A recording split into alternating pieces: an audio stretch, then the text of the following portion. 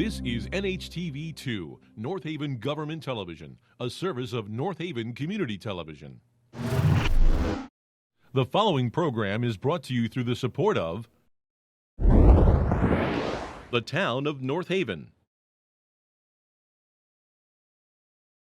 Hello, everybody. Welcome to the regular meeting of the Board of Education. May I have a motion to approve the December 11th, 2025 regular Board of Education meeting minutes? Make a motion. Second. Okay, any discussion? All in favor? Aye. Any opposed? So moved.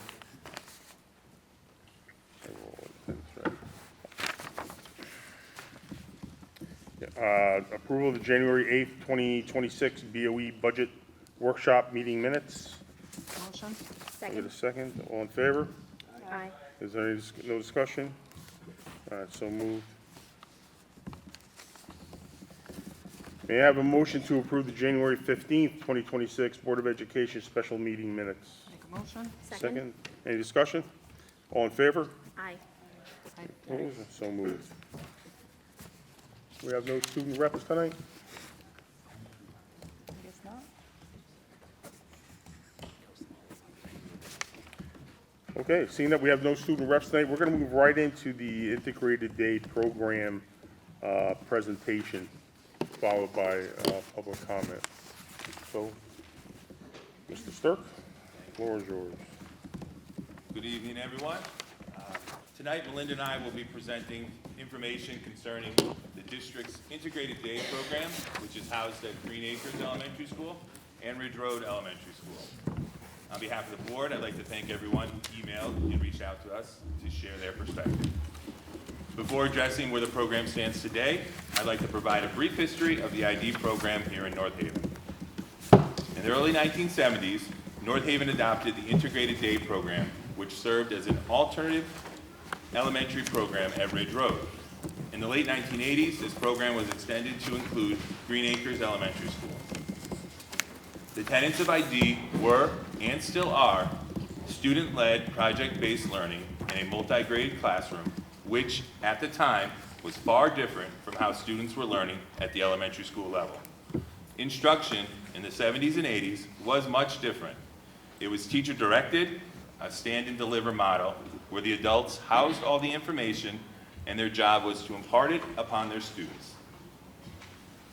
We give the board, teachers, and the community a great deal of credit for adopting a program that broke the current instructional model of that time. The integrated day program was truly cutting edge. Education has continued to evolve, and instruction as a whole became more student-centered. It essentially caught up with the ID instructional model. And with this evolution came standards and accountability at the state and federal level. And since that time through today, North Haven has continued to support and found ways in which to preserve as many of the program tenets as possible. Anthony, can you click one slide? Thank you. For example, 10 years ago, the district adopted the Teachers College Reading and Writing Program. In adopting this instructional program, significant changes and adjustments were made to fit instruction within the multi-grade classrooms. Separate professional development sessions were held for ID teachers in order to support their instructional practices. And during that time, we also provided programmatic professional development from an outside consultant. Great lengths were taken in order to preserve, as best we could, the ID model. Even with these efforts, the ID model was slowly eroding. Project time was limited due to the time needed to appropriately address grade level standards. The multi-grade component of ID was eliminated from math instruction. 2, 3, and 4, 5 classrooms needed to split in order to provide appropriate math instruction for each grade level. Kindergarten and grade 1 ID classrooms were divided into single grades because we were not able to account for the developmental and instructional needs of a 4-year-old student to an almost 7-year-old student. This brings us to today, where the multi-grade component of ID is no longer instructionally feasible. The newly adopted state-mandated science of reading curriculum Bookworms, requires grade-specific materials and resources intentionally designed for individual grade levels. The Bookworms program is built upon learning acquired from the previous grade levels, and there are numerous themes that span multiple years. We cannot adjust or manipulate this curriculum in order for our classroom teachers to effectively provide instruction. Please note, a few years back, a team of teachers, ID and contemporary, reviewed all of the language arts program approved by the State Department of Education. None of them fit or could be adapted to the ID model. We are eternally grateful for our teachers' willingness to make every effort to preserve the ID tenets through all of these changes.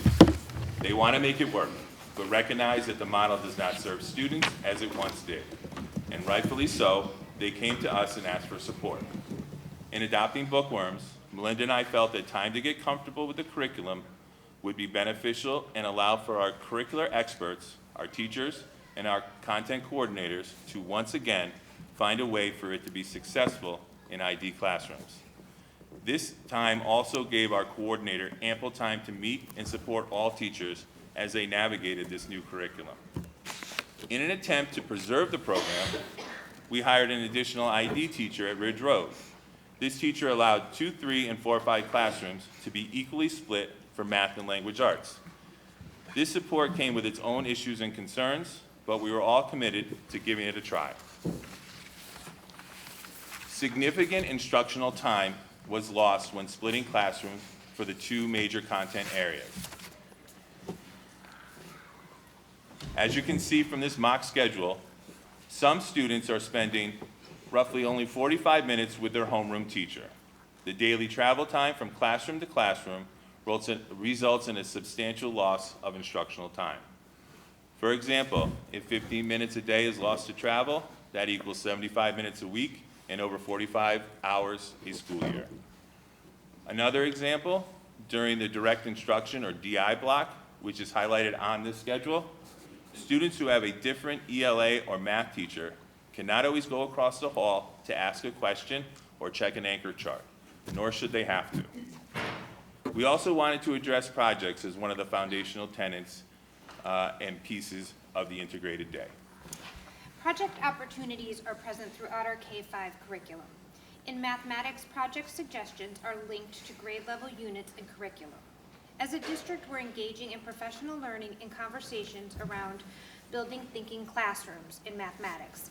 This framework is designed to foster deep thinking, problem solving, and student engagement, all while allowing students to access grade level curriculum.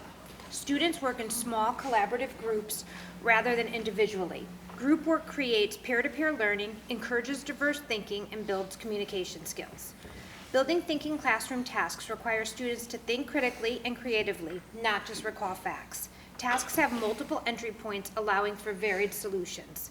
The framework creates a shift from traditional teacher-centered teaching to a student-centered approach, promoting independent thinking and collaboration. As we work through the full implementation of Bookworms, currently we're in year 2 in grades K through 3 and year 1 in grades 4 and 5. Teachers are beginning to become more comfortable with the program, and district curriculum adjustments are ongoing. Opportunities for projects are embedded throughout the program in the form of culminating tasks. These tasks are comprehensive, multi-day projects at the end of each module or unit to demonstrate student proficiency in reading, writing, speaking, and listening. These often include research reports, persuasive letters, or creative presentations, such as book ads or dramatizations. Tasks are designed to be complex, requiring over 15 hours of work in later grades to analyze, create, and present. A natural next step in any curriculum writing process, which we're in, is to first adopt and learn the program, and then as time goes on, add to it and improve it. Creation of more formalized district-wide projects align not only to Bookworms, but also math, science, and social studies are future projects on the horizon. So as we are all well aware, our teachers are truly wonderful, and if their instructional practices are compromised, they should bring it forward to their content coordinators, principals, and central office administrators. Our ID teachers share with us their concerns about the current status of their program. in an effort to ensure that they are providing the best possible educational environment for their students. The following statements shared with us directly are from ID teachers. The number of daily transitions in ID significantly reduces instructional time. By the time students are settled, meaningful learning time has already been lost. As curriculum demands have shifted over the past 2 years, my team and I have gone above and beyond to make it work, putting in extra hours, collaborating on weekends. And after all of this work and continued effort, it is clear that the ID program is not sustainable, is not a sustainable model, and it is time for it to be discontinued. I would also like to emphasize that the positive impacts we are seeing are not due to the structure of the program itself. Rather, this appreciation reflects the dedication and hard work of our incredible teachers and staff, both ID and traditional, who collaborate across grade levels and programs to provide the best possible learning environment and education for all students. We work closely with our traditional teaching partners, just as they work closely with us, grounded in collaboration, care, and a shared commitment to our students. This is what makes our school and our district a truly special learning community. A contemporary teacher within our district also shared the following perspective. I recently read a petition circulating that outlined what makes the ID program unique.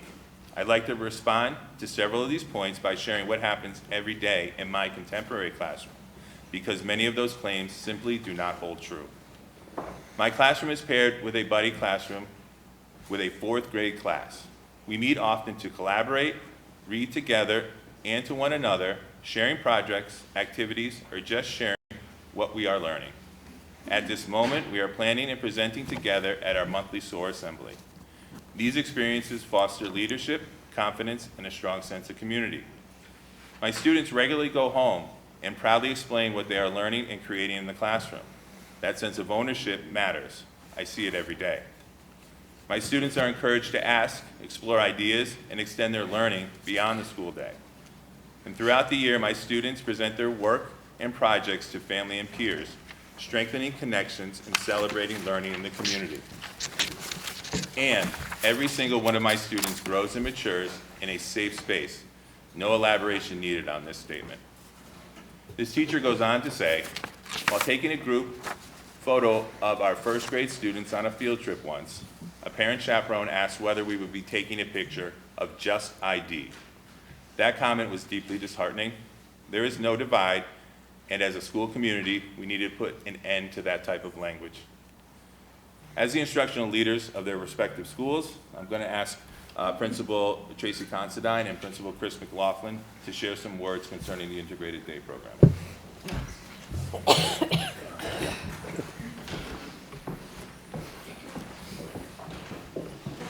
Watch those wires.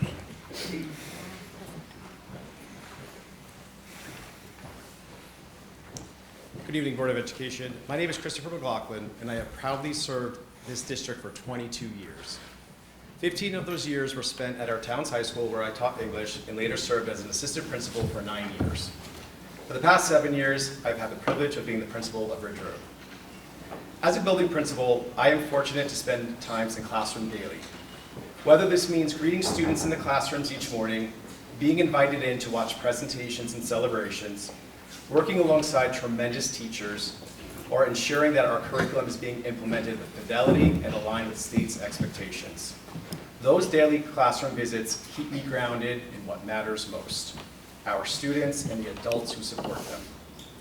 At the heart of my role as a leader is the responsibility to ensure that the needs of all students, all staff, and all teachers are being met.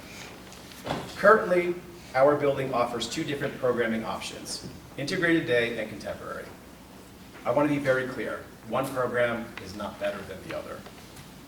Both have been created with good intentions and have provided meaningful experiences for our students over many years. This proposed decision is about alignment, equity, and preparing our students for what lies ahead. And what lies ahead is a future that remains largely unknown. To be successful, students must be able to think critically, research ideas, collaborate with others, present their thinking clearly, and respectfully challenge different perspectives. More than ever, Students need consistent opportunities to work individually with teachers and in small groups. They need targeted instruction, meaningful interventions, and appropriate enrichment, all within a schedule and structure that allows this to happen intentionally and effectively. While the integrated day model has served students well in many ways, its structure does not allow us to fully meet the new demands being placed on today's learners or the expectations set by the state, the Common Core, and our ever-changing world. As the leader of this building, it is my responsibility to ensure that every student feels successful, that every teacher feels supported and successful, and that our school operates as one unified community. Maintaining two separate programs has unintentionally created divisions. Divisions among students, divisions among classrooms, perceptions of the educational quality in certain classrooms, and divisions across our broader community. That is not who we are, and that is not who we want to be. At the end of the day, we must ensure that all students are meeting state expectations, receiving high-quality instruction, and are being prepared for their future, no matter what that future looks like. This transition is about coming together around shared goals, shared values, and a shared belief that every child deserves access to the best possible learning experience that we can provide. As always, I thank you all for your trust, your partnership, and your continued commitment to our school. Thank you.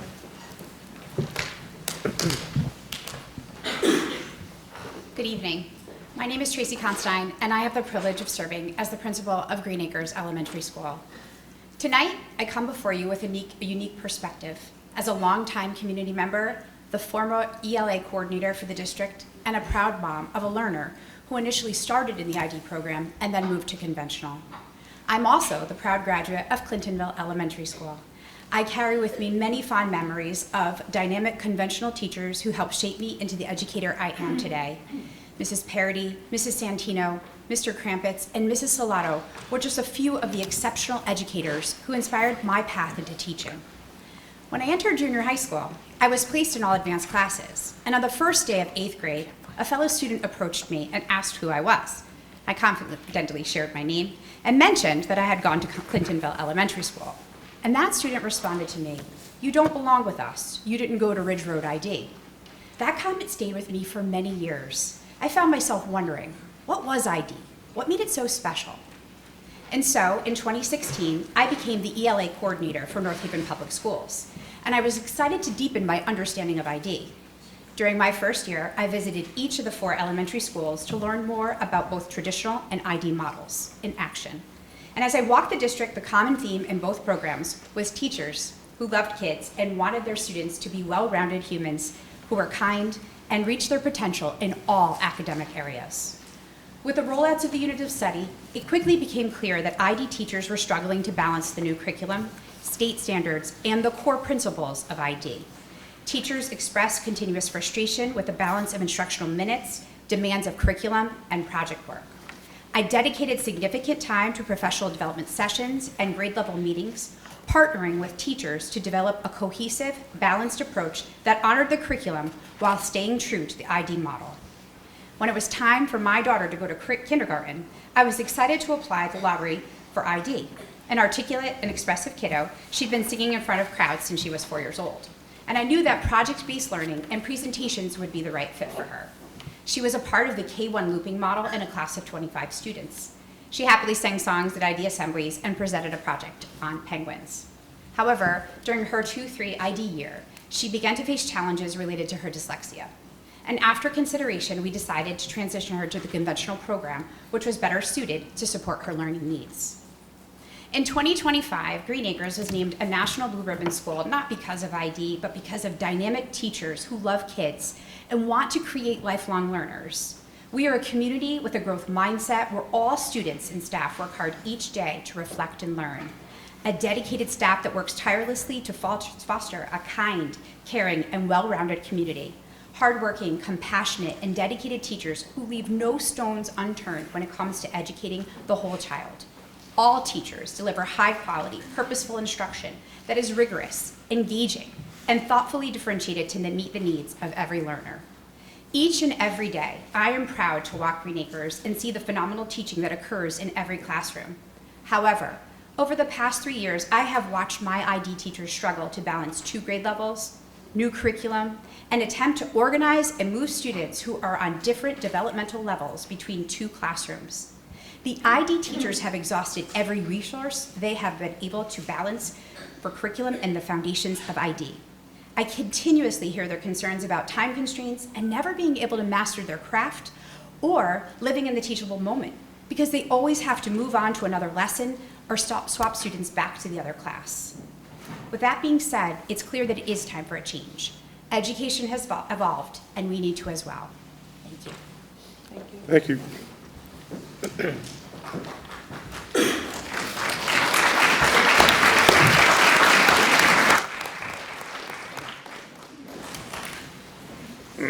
As a result of the information collected and shared this evening, I'm proposing to the Board of Education to dissolve the integrated day program at Ridge Road Elementary and Green Acres Elementary at the end of the school year. Those students who attend the ID program from Clintonville Elementary and Monte Luisa Elementary can choose to stay at their current school or return to their neighborhood school. School-age siblings will also be able to remain at the school. Families will not be divided between 2 elementary schools. In closing, I'd like to thank the board for their time this evening and share an excerpt from an email sent by one of our teachers. She writes, "I am hopeful that the community will understand that they are not dissolving good teaching. The strong, amazing teachers are still here and now their ability to meet the expectations and demands of curriculum and student needs will be stronger." Thanks for your time. Thank you. Thank you. For those of you who have been coming to meetings regularly or watch them regularly on TV, you'll notice a slight change that I put into the program this evening. I want to move public comment about agenda items up to the front. I want everyone, not everyone, I want, as much as I would love to have everybody speak, we only have so much time. I wanted people to have the opportunity to speak about the program before it was voted on. I didn't want to vote on it and then have you come at the end of the meeting where your conversation would really be moot, right, at that point. So I moved it up just so we could have that kind of back and forth with that. So another rule that we really have that's in the bylaws is that public comment is only supposed to be limited to 20 minutes.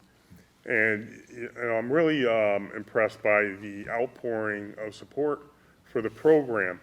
But I just want everybody to understand, we only have that 20 minutes, and it's usually 5 minutes per person. If one person comes up and they want to speak for 2 minutes, we'll extend that 3 minutes to someone else. So it's not that you can only have 4 speakers or anything like that. And we'll do our best to let you, complete all your thoughts, much to the dismay of my board, even if it lasts a little more than 5 minutes per. We're going to kind of I'm going to kind of entertain it. Hold on one second, please. I do have somebody that I want to come and speak first, and her time will not count towards the public's time. Okay? You had one question first, real quick? This is really not question and answer session, but. It's a question. This is a really important decision to the community. Yeah. And I think that if they need more than 20 minutes, I think we should be allowed. Because I know we asked Michael Frida that this is the only time you are allowing the public to speak. Yeah? So I really think that if people want to speak, they should be able to speak. This is the only time you're giving the public to speak. And I don't think it should be limited. I really don't. Well, I can understand.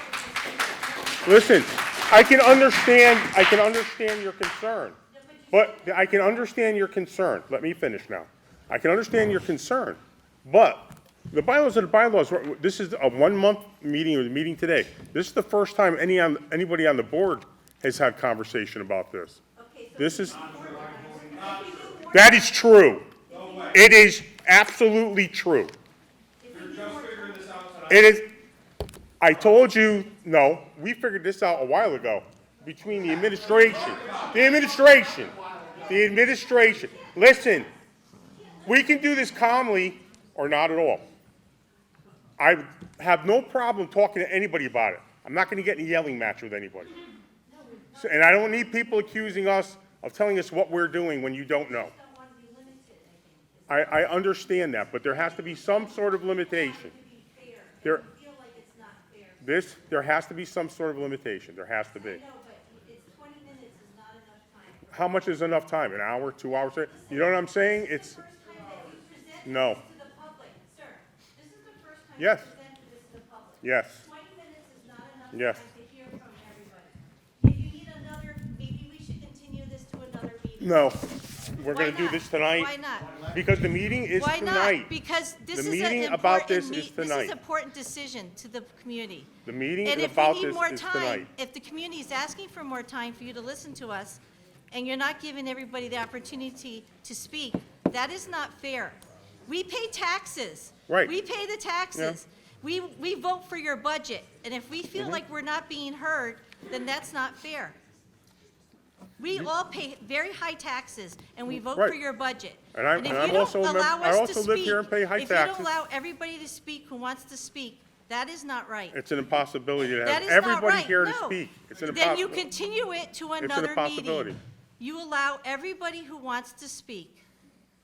That It's an is our right impossibility. here. It's That an is our right. impossibility. Well, that's too bad. It's an He invited impossibility. us. Your superintendent invited us to speak. Yes. You wanted to, you wanted to dissolve And there are a bylaws to 55-year-old every committee in this I don't town. care what the bylaws. You I'm can sure you continue don't. it. I'm sure you don't. can continue it to I'm sure- another I do. meeting.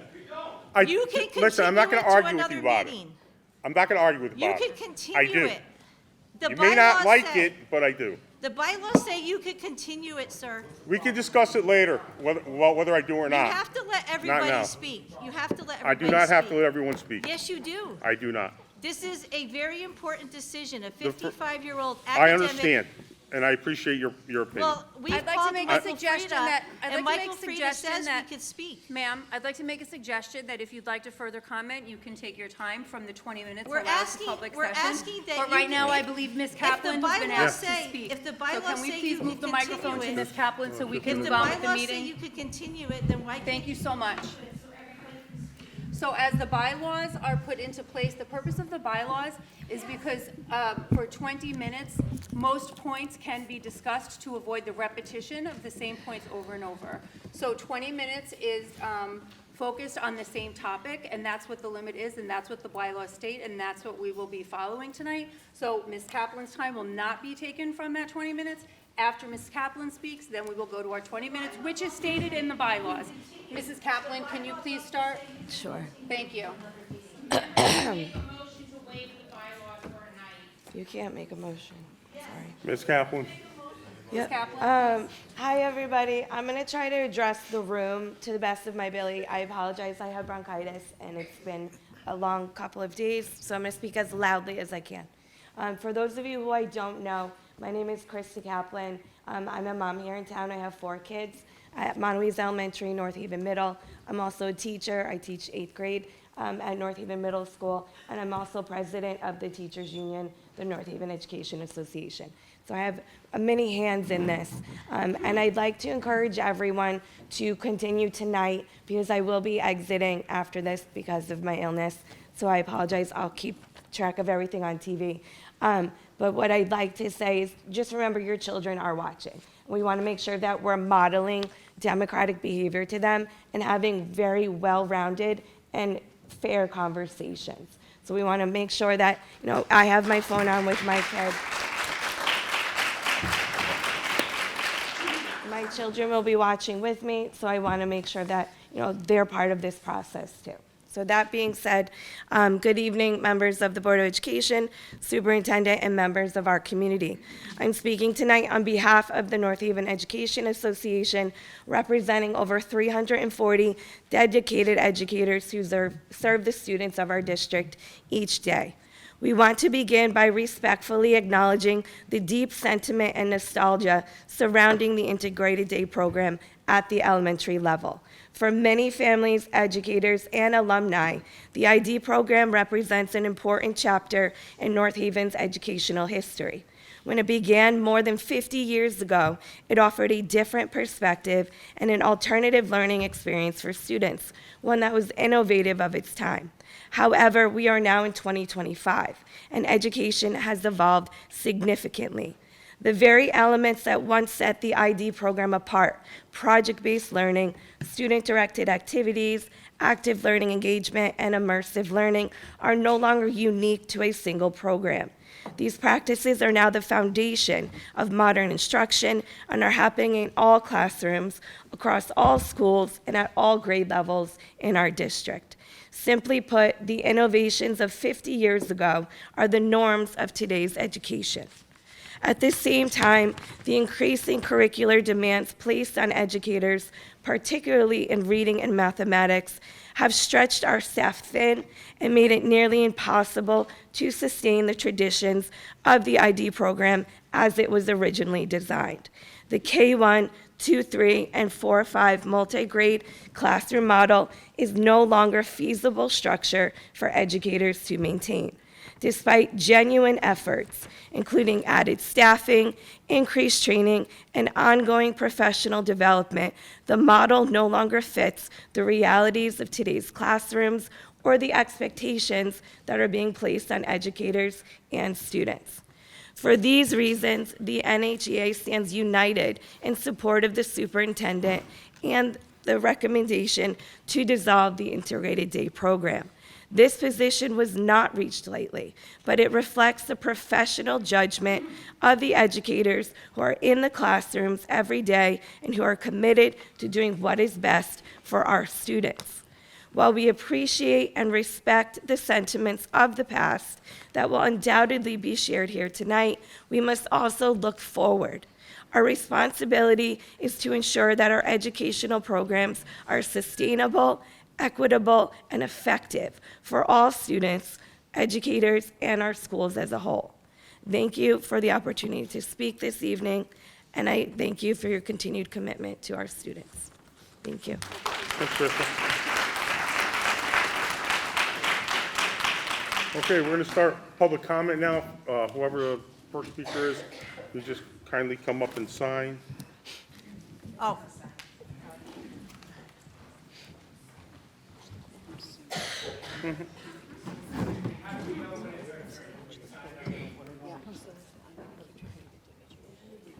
I had it, no, you sign up as you come up.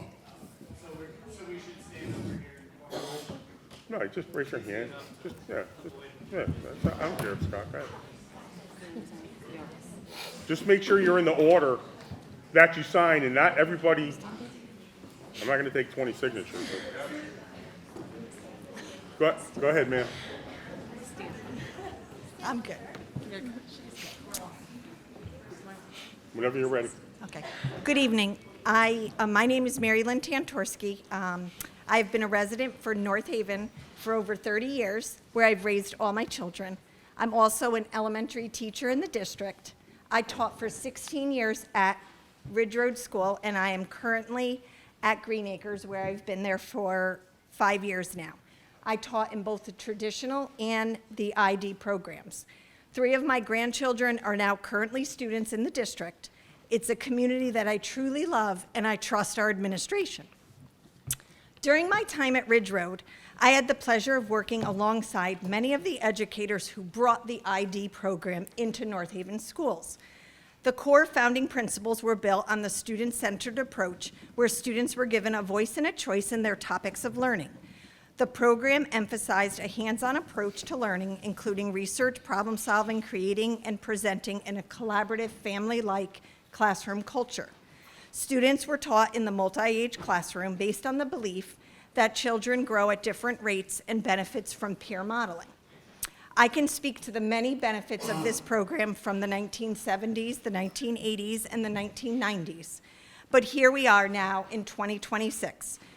Education has evolved, and the classrooms today in all of our North Haven elementary schools are designed based on many of these ID principles.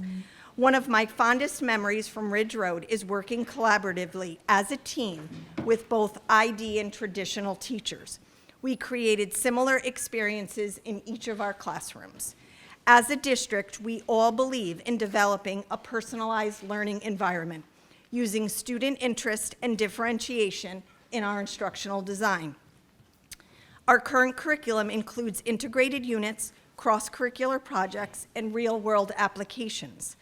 Many of our classrooms partner with different classrooms, creating that multi-age learning model. These are best practices. These ID principles are happening daily in all of our elementary classrooms, preschool through 5th grade. Given this shift, maintaining a separate program model may no longer be necessary. As a district, our lens should be on all students in the district, and not just a small group who were selected in the lottery for ID.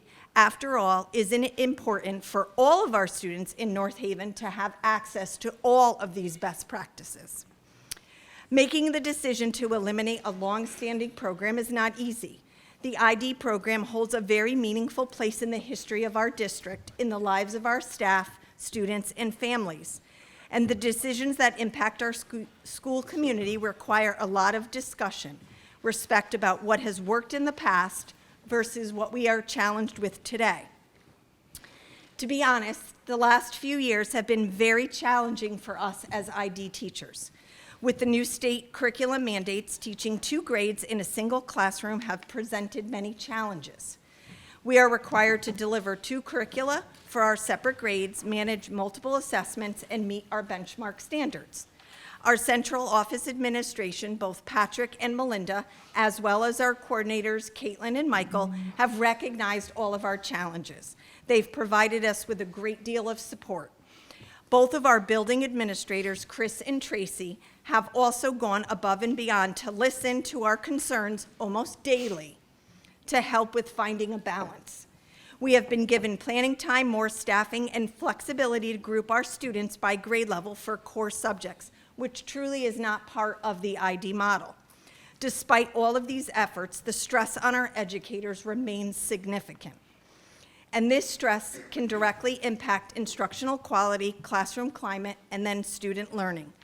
What makes our staff exceptional is the passion and dedication to the students of North Haven. Even in these challenging environments, we still go above and beyond to see that every child has the opportunity to succeed. We care about our students and we care about our program. However, we do recognize that decisions need to be made in the best interest of our students. It may appear to our community that this is a sudden decision. It is not. It is something that we have struggled with for many, many years. It is not something that just started this past school year. I cannot speak to all of the struggles in all of the upper grades, but I see firsthand my colleagues working tirelessly to make this work. We have tried. I want to assure you that the ID principles will continue to guide the teaching and learning across the district. Our teaching style will not change. It's not the ID label that drives our passion. It's the joy of watching our children learn and grow. We will continue to deliver personalized instruction, create meaningful learning opportunities, and provide multi-age peer support through our buddy classrooms. By embedding these principles district-wide, we ensure the spirit and value of ID continues with every student. And I urge the community to remember this and to support our teachers in our district in this difficult decision. Thank you.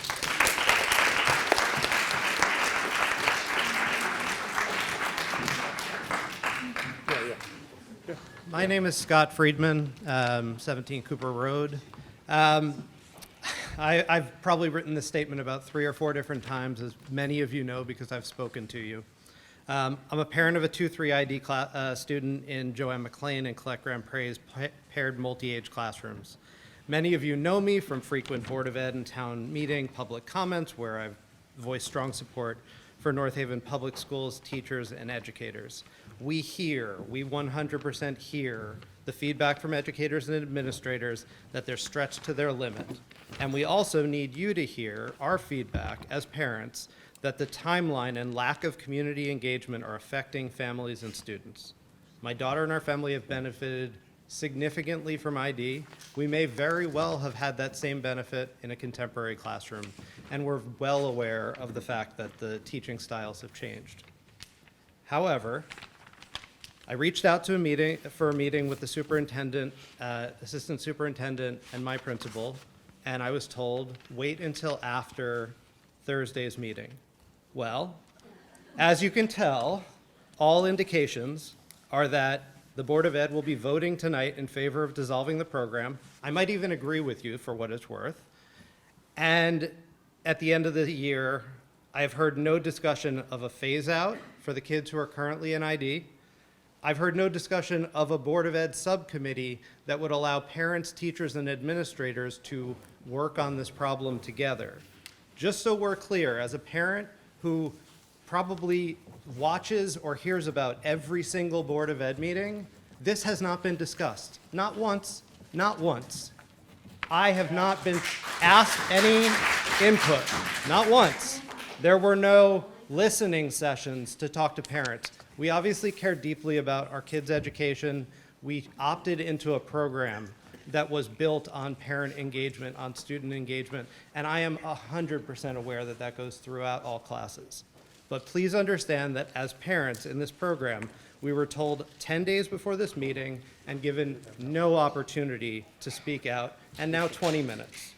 So in light of the fact that we've had this disheartening level of engagement, if a phase out is not possible, I hope that we at least ensure that current second and fourth graders who would have been in a multi-age classroom, or already are rather, will loop with the teacher that they're in, or one of the teachers who are doing a 2-3 ID or a 4-5 ID now. I hope we explore the possibility of looping for K1, 2, 3, and 4-5 moving forward. And I hope we identify ways to bring this to all schools, because having the same teacher for 2 years in elementary school is confidence building. It avoids a level of delay in starting the year in September. I hope we, as people seem to already be doing, create intentional opportunities for single-age classrooms to buddy together and to do project-based and student-led inquiry, and possibly specials that don't require grade-level instruction. I hope we institute teams, Hawks and Eagles, blue and green, whatever it might be, to allow students to present to a smaller group than the entire SOAR assembly, which I think can be daunting. And I hope that we form a parent-teacher council, either as a board standing committee or an offshoot of school PTAs, where engaged parents can volunteer to be a sounding board for teachers and administrators and provide a representative voice for parents when issues like this arise. I thank you all, the teachers, the administrators, the Board of Ed, everyone who's dedicating their time to educating our children. It's critical for the district to seize this opportunity to chart a path toward a new unified program, rather than simply announcing the dissolution of this one before we've talked about what we're doing next. That feels like everyone's gaining something, rather than ID families feeling a profound loss, with fear that the magic will be lost in both translation and transition. Disappointed as I may be in the process behind and the communication of this decision, I'll continue to seek opportunities to collaboratively problem-solve issues that impact my child's and all of North Haven children's education. Please don't hesitate to reach out. We have incredible parents in this district. Very, very infrequently have I ever seen ways to engage those parents beyond the folks who run for these positions. And some of us, while we absolutely appreciate all of you who do step forward, are unable to do that right now. But please recognize that this is feeling like a profound loss, and it could be a great opportunity. But to do that, we need better parent engagement. Thank you.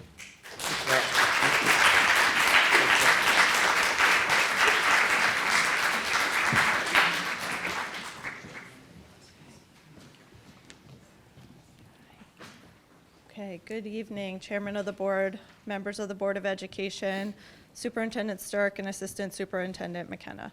My name is Susan Long. I'm here to urge you to preserve the integrated day program in our elementary schools. I was a student in this program at Ridge Road, and those years remain my most meaningful memories of school. I still keep in touch with classmates and teachers from that time, one of them sitting right there. And I distinctly remember that once the program ended, I stopped enjoying school in the same way. That experience has stayed with me. Today, my oldest daughter is enrolled in the ID program. My husband and I are both teachers, and we chose to raise our family in this town because we believe deeply in the school system and its values. The ID program provided me with a strong foundation in critical thinking, problem solving, collaboration, leadership, presentation skills, and community involvement. These are skills that have shaped my academic path, my career, and how I navigate challenges in life. I would not be who I am today without this program.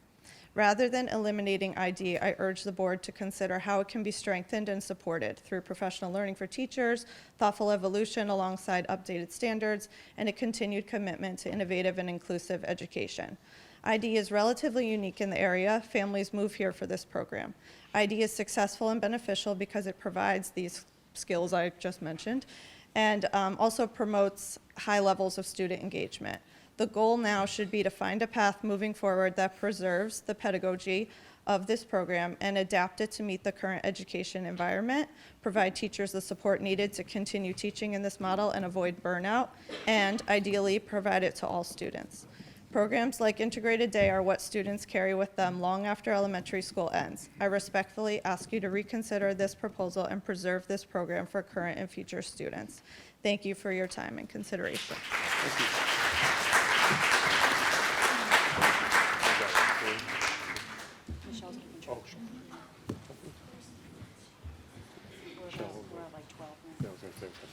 Hello, everyone. Thank you for having me. Educators, thank you for everything that you do for our kids. Board and school leaders, thank you for everything you do for our children. My name is Pat Long. My daughter is in kindergarten in the ID program. My wife Susan just shared many of the reasons that we feel strongly about this program. What I would like to speak to is many of the points that Scott shared a few minutes ago.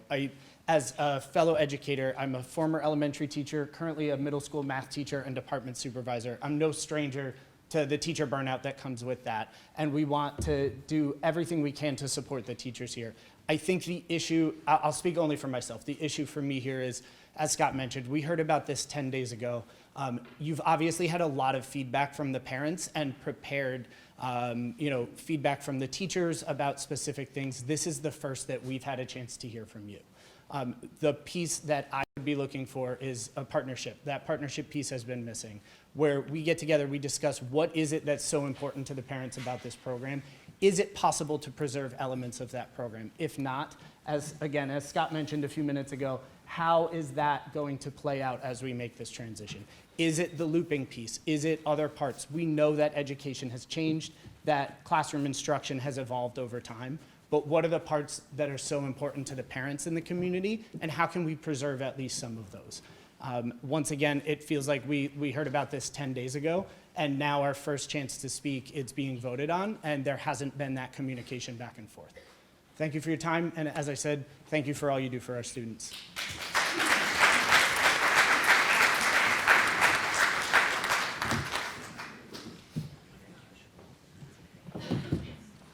Good evening. Is this on? Can you hear me? I'm Claudia Grantham. I had 18 years teaching in the program in the 70s and 80s, and then I went on to be an administrator in this town. This town has a very special education system, thanks to all of you, and thanks to all of the parents and the staff who does it. Now, some of these staff I had in school. We're a little old, but that's okay. But I wanted you to know that tonight we saw what the plan was, and I was coming in with questions because I didn't know what the plan was either. And I'm just a citizen in our town.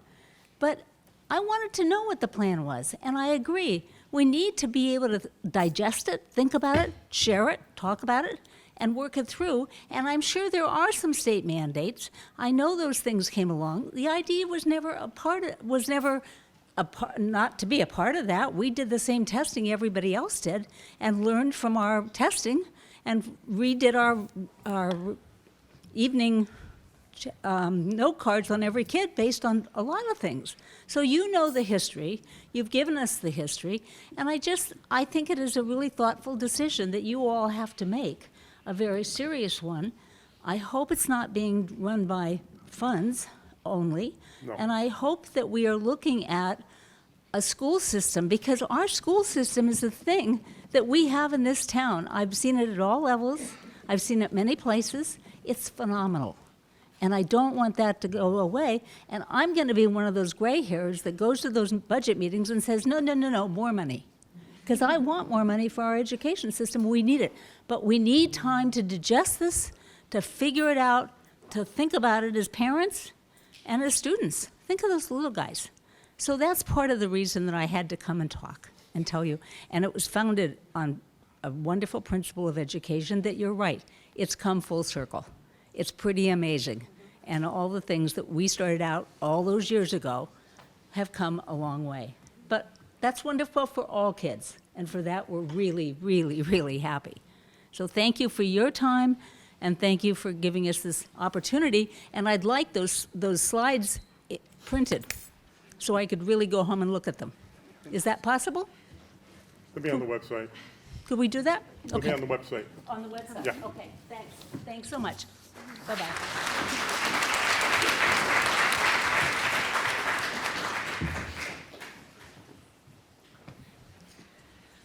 Thank you for giving us the time to speak at tonight's meeting. My name is Lindsay Sir, and I have 2 children in the ID program at Ridge Road.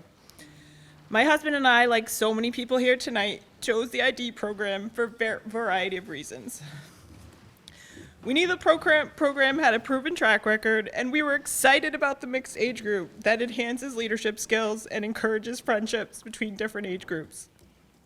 We like the increased independence the program fosters. We like the focus on project-based learning, and we especially like the idea of our children having the same teacher for multiple years to create that deeper understanding and learning. We've had nothing but positive experiences with the ID program so far. Now, I'd be remiss if I did not say that I've noticed a difference in the last year. The recent changes have certainly made things more difficult for our teachers to deliver the major tenets of the ID program. I spoke to both of my children's teachers before coming here tonight, and I understand some of what they are dealing with. Certainly, we all want what is best for our children, and we don't want teachers to suffer to make it happen. But is dissolving a decades-long program the only option? If ultimately it makes the most sense to go in that direction, I will be the first to jump on board. But dissolution of such a beloved program deserves a full evaluation, including meaningful conversations with 1/4 of the elementary school families that have children currently in the program. And the thousands of alumni families that cherish what this program has meant to the community. There's never one option to solve a problem, and rarely is it the easiest option, the best option in the long run. The ID program has thrived for decades with changing curriculum, and curriculum is meant to be adapted to work within existing systems. All I'm asking is for a working group to explore alternatives to dissolution. Could we adapt the curriculum? Could we increase teachers to reduce class sizes? Could we institute a professional development to create a support system for teachers? I know this all costs money and there are complicating factors, but this program deserves a full evaluation. Telling families 1 week and voting to dissolve the program the next is far from the dialogue such a big decision like this warrants. In a time where there is so much focus on standardized tests, let's not lose sight of the ancillary values this program has to offer for our children, and let's work together to evaluate all the potential options for keeping the best aspects. Thank you again for taking the time to hear our voices.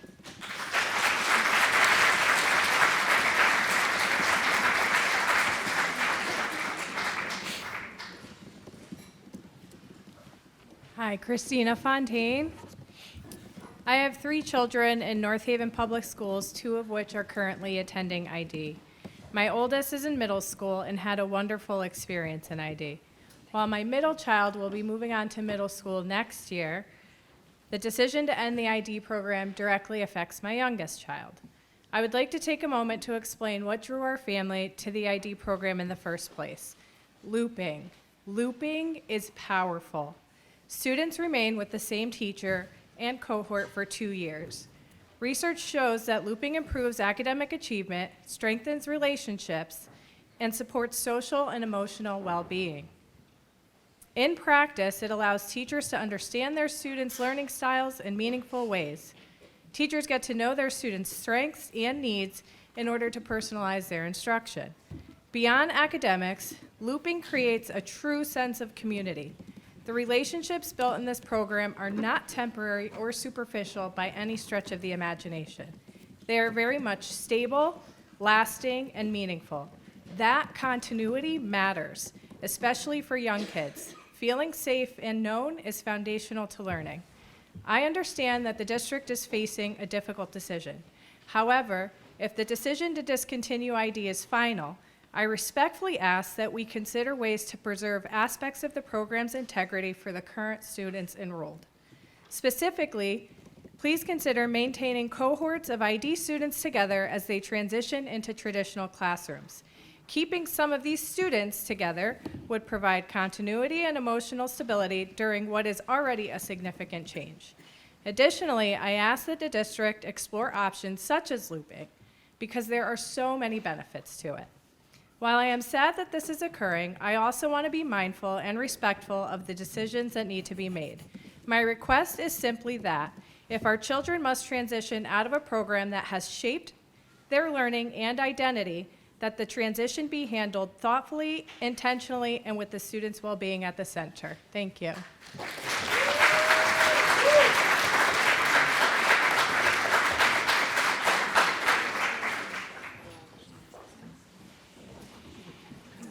Good evening. My name is Michelle Dwyer, and I have 2 daughters currently in the middle school who both went through the integrated day program at Ridge Road, one who's in 6th grade, so just left last year.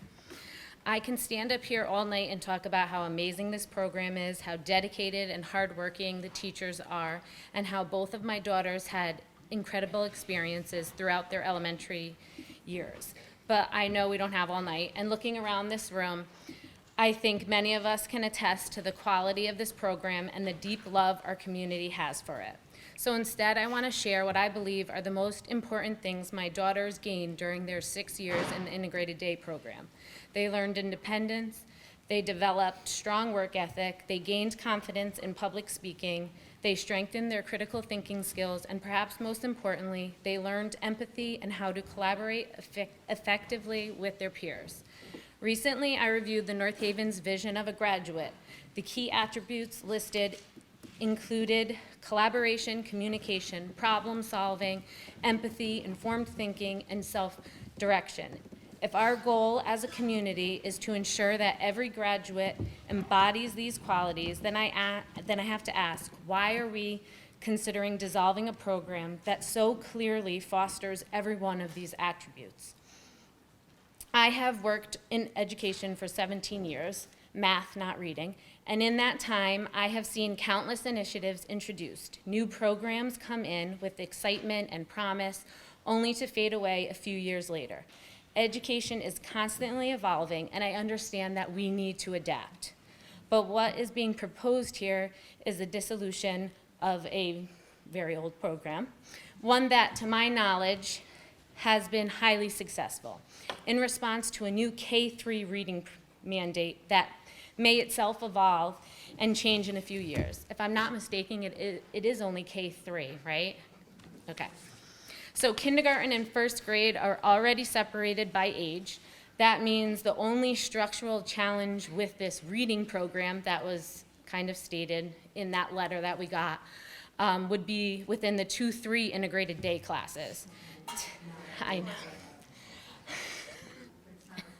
But yeah, I know. I know. So, I mean, to me, it doesn't seem like sufficient reason to dismantle. And again, like everybody has said, we were just told this. I mean, I completely understand being a teacher, how stressful all of this can be, and this might be the best thing. But we were just told 10 days ago in this letter, and we all loved the program and are so happy with our kids that went through this or ourselves went through this. But I would just like to end with this. Why, as a community, would we choose to eliminate a program that makes North Haven's educational system unique, a program that attracts families and strengthens our schools, rather than work creatively to preserve and adapt it as much as we can? Thank you.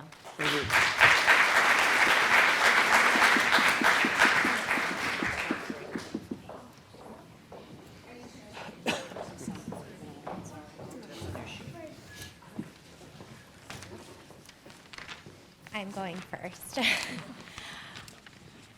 Good evening, Superintendent Stirk, members of the Board of Education, and members of our community. My name's Shayna Hackett, and I'm the proud parent of a first grade student currently enrolled in the Integrated Day program at Ridge Road. I want to say this first. I'm coming here tonight with respect for the work that all of you do and how deeply we all appreciate everything that our teachers do for our students. And I'm coming here to show Cece that she can get up and speak because she wanted to. And so I will speak first for her. And I know that it's not easy work that you do, and I applaud it. That said, I'm here to ask that you respectfully slow this decision down. We were given 11 days notice that the vote was being scheduled to dissolve a program that's been part of North Haven for decades, one that deeply impacts our children's day-to-day lives. That timeline doesn't give us space for understanding, trust, or thoughtful planning. My daughter is 6, and she's a sensitive, thoughtful child, and she has thrived in the ID program. One of the biggest reasons is the stability, the looping. This structure allowed her teacher to truly know her strengths, her challenges, and how she learns best. And that foundation has not just led to academic growth, but to incredible social and emotional growth. And that's what many of us think of when we think of the magic of the ID program. And I understand that change is inevitable. We all understand that, and the curriculum is changing. But how we change matters, especially when children are involved. And I want to tell a quick story, and I have Cece's permission to tell the story. When she was 3, she was terrified to take a Band-Aid off of her arm after getting a shot. For days, she wouldn't let us touch her arm. She held it up like this every day. And eventually, my husband just ripped it off quickly, thinking that would be the best thing. It wasn't. She was traumatized. To this day, she panics whenever anyone tries to take a Band-Aid off of her arm. What we've learned since is that she needs a gentler approach, a little bit of time, an explanation, sometimes even a little coconut oil to make that Band-Aid come off a little easier. Some kids can handle having the Band-Aid ripped off really quickly, and others can't. And even if the pain of this change is temporary, we have a responsibility to help them understand what's happening and support them through it, especially when they're only 6 or 7 years old. Right now, dissolving this program with a vote tonight without a transition plan and without awareness that this change was coming or clarity for families and teachers feels like ripping the Band-Aid off without coconut oil. What I and many other parents are asking for is not to stop the progress, but to pause for partnership.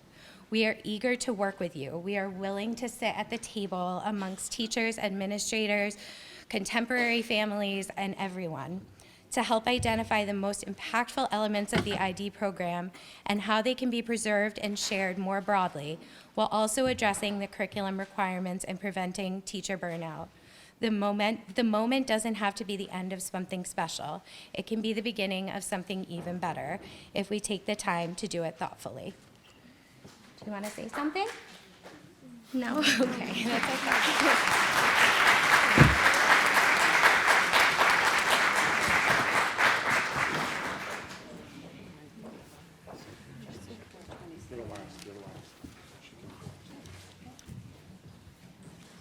I am Gretchen Marino. I have had 3 children go through the Ridge Road ID program.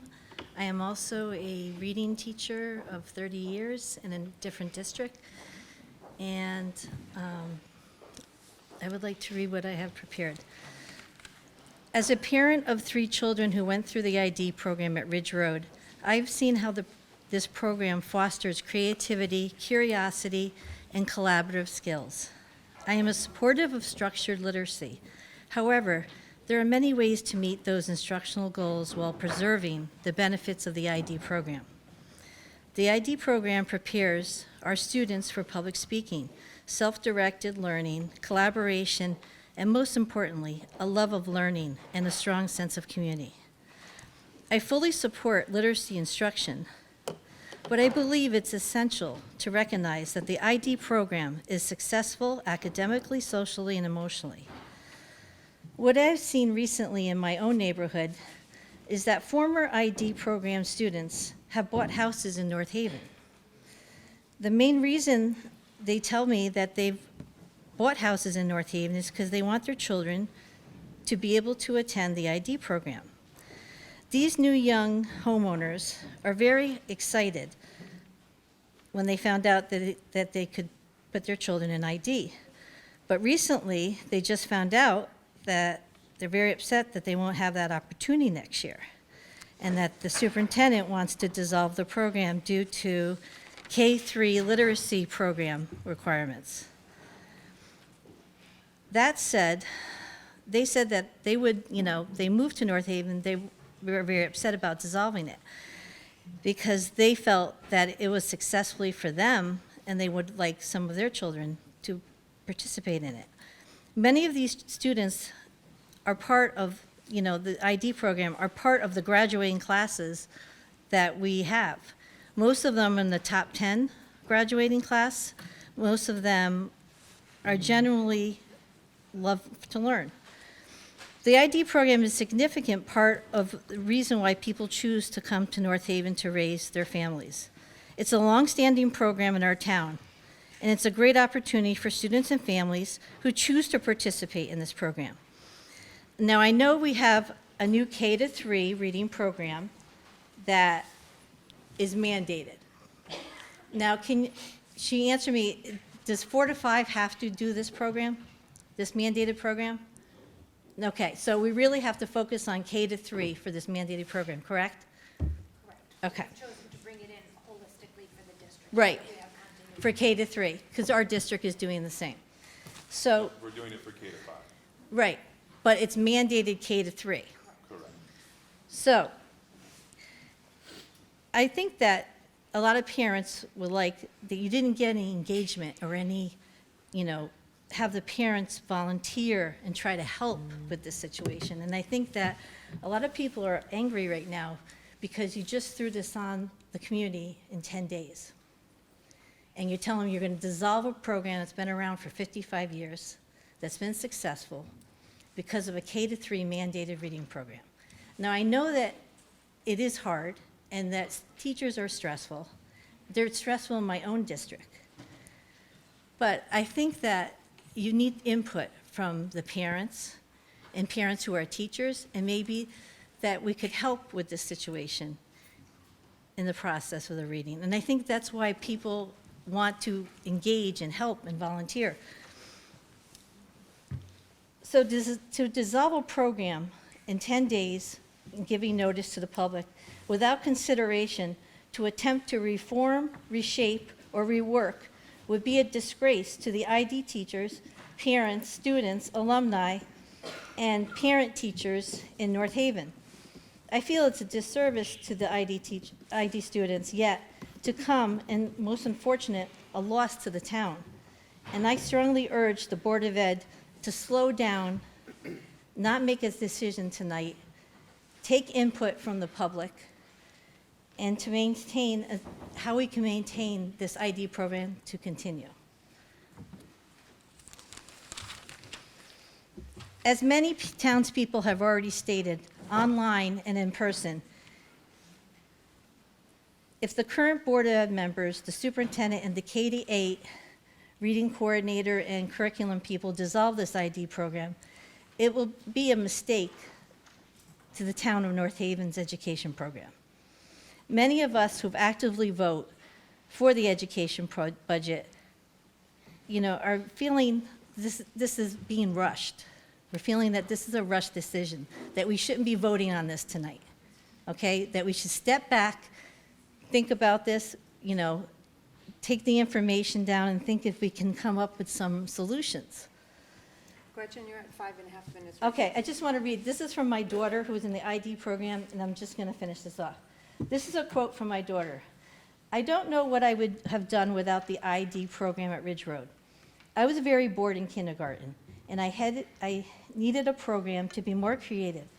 We were astounded when we found out that writing stories, helping each other out, edit them, and presenting them in front of parents. Designing projects, presentations, and group work gave the skills that many grown-ups don't have.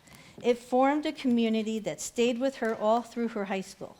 At parent conferences, AP teachers noticed and commented that a particular group of students in the classroom worked very well together and were the leaders in the class. They always turned out to be former ID students. Do not let this incredible program end. We should be promoting more types of these programs, not less. The ID program is truly a community in itself in North Haven. Thank you. 33 minutes now. Yeah, that's the last one. I have like 60 seconds written, and I already emailed the board with all of my thoughts. So I'm going to address the crowd as well as the board, because I think I have some perspective that I just would like for you to just listen to, please. Thank you. Hi, good evening. My name is Heather Tolasano, and I'm a parent in the North Haven school community. I have one who's a sophomore in college, one who's a senior at the high school, and one who's in second grade at Montauk. I'm here to speak in support of the superintendent's proposal to dissolve integrated day. My two older children went through ID at Green Acres when it was implemented as originally intended, and I chose that program deliberately. I saw real benefits from it, and I understand why families feel protective of it. This isn't coming from a place of dismissing what ID once offered, but I think a lot of the current push to save ID is rooted in defending the old model, the way the program used to be, without fully recognizing how much it has changed and how much traditional classrooms have changed as well. Over time, traditional classrooms have incorporated many of the same principles, and I'm not a teacher. I teach nursing at Quinnipiac, and I'm a nurse at Yale in corporate supply chain, so I'm not a childhood educator. Over time, traditional classrooms have incorporated many of the same principles people associate with ID: collaboration, differentiated instruction, leadership opportunities, and peer learning. I see that clearly now with my daughter in a traditional classroom at Montauk. Yes, Mrs. Cuomo, grade 2, love her, where she is receiving excellent instruction and meaningful leadership opportunities. The values that made ID strong no longer live only within ID. What concerns me most in this conversation, despite some lack of professionalism with outbursts earlier, and there are children in the room that have been watching, what concerns me most in this conversation is not disagreement. Healthy disagreement is normal, but the tone and framing that has emerged around this issue. The push to preserve a separate program has brought to light, from my own older children as well, some uncomfortable realities around divisiveness, perceived inequities, and exclusion. When we elevate one model as inherently superior, and that was also called out in some of the speeches tonight, we risk unintentionally sending the message that some students or classrooms are receiving something less than. That is not the culture we should be reinforcing in a public school district. The superintendent has been transparent about the instructional constraints created by state-mandated curriculum requirements and the practical reality that the current ID structure no longer functions as it was originally designed. Supporting this proposal is not about erasing a program's legacy. It is about evolving our system so that the best practices that once lived in ID are available equitably to all students in all classrooms without creating separation within our community. And I just want to add into this that I think that there's a lot of people speaking and a lot of families involved that I think maybe we need to put trust in the experts that are helping to create this change. Thank you for your time and for your thoughtful work you do on behalf of all of our schools. Thank you. Teachers, board, everyone, thank you.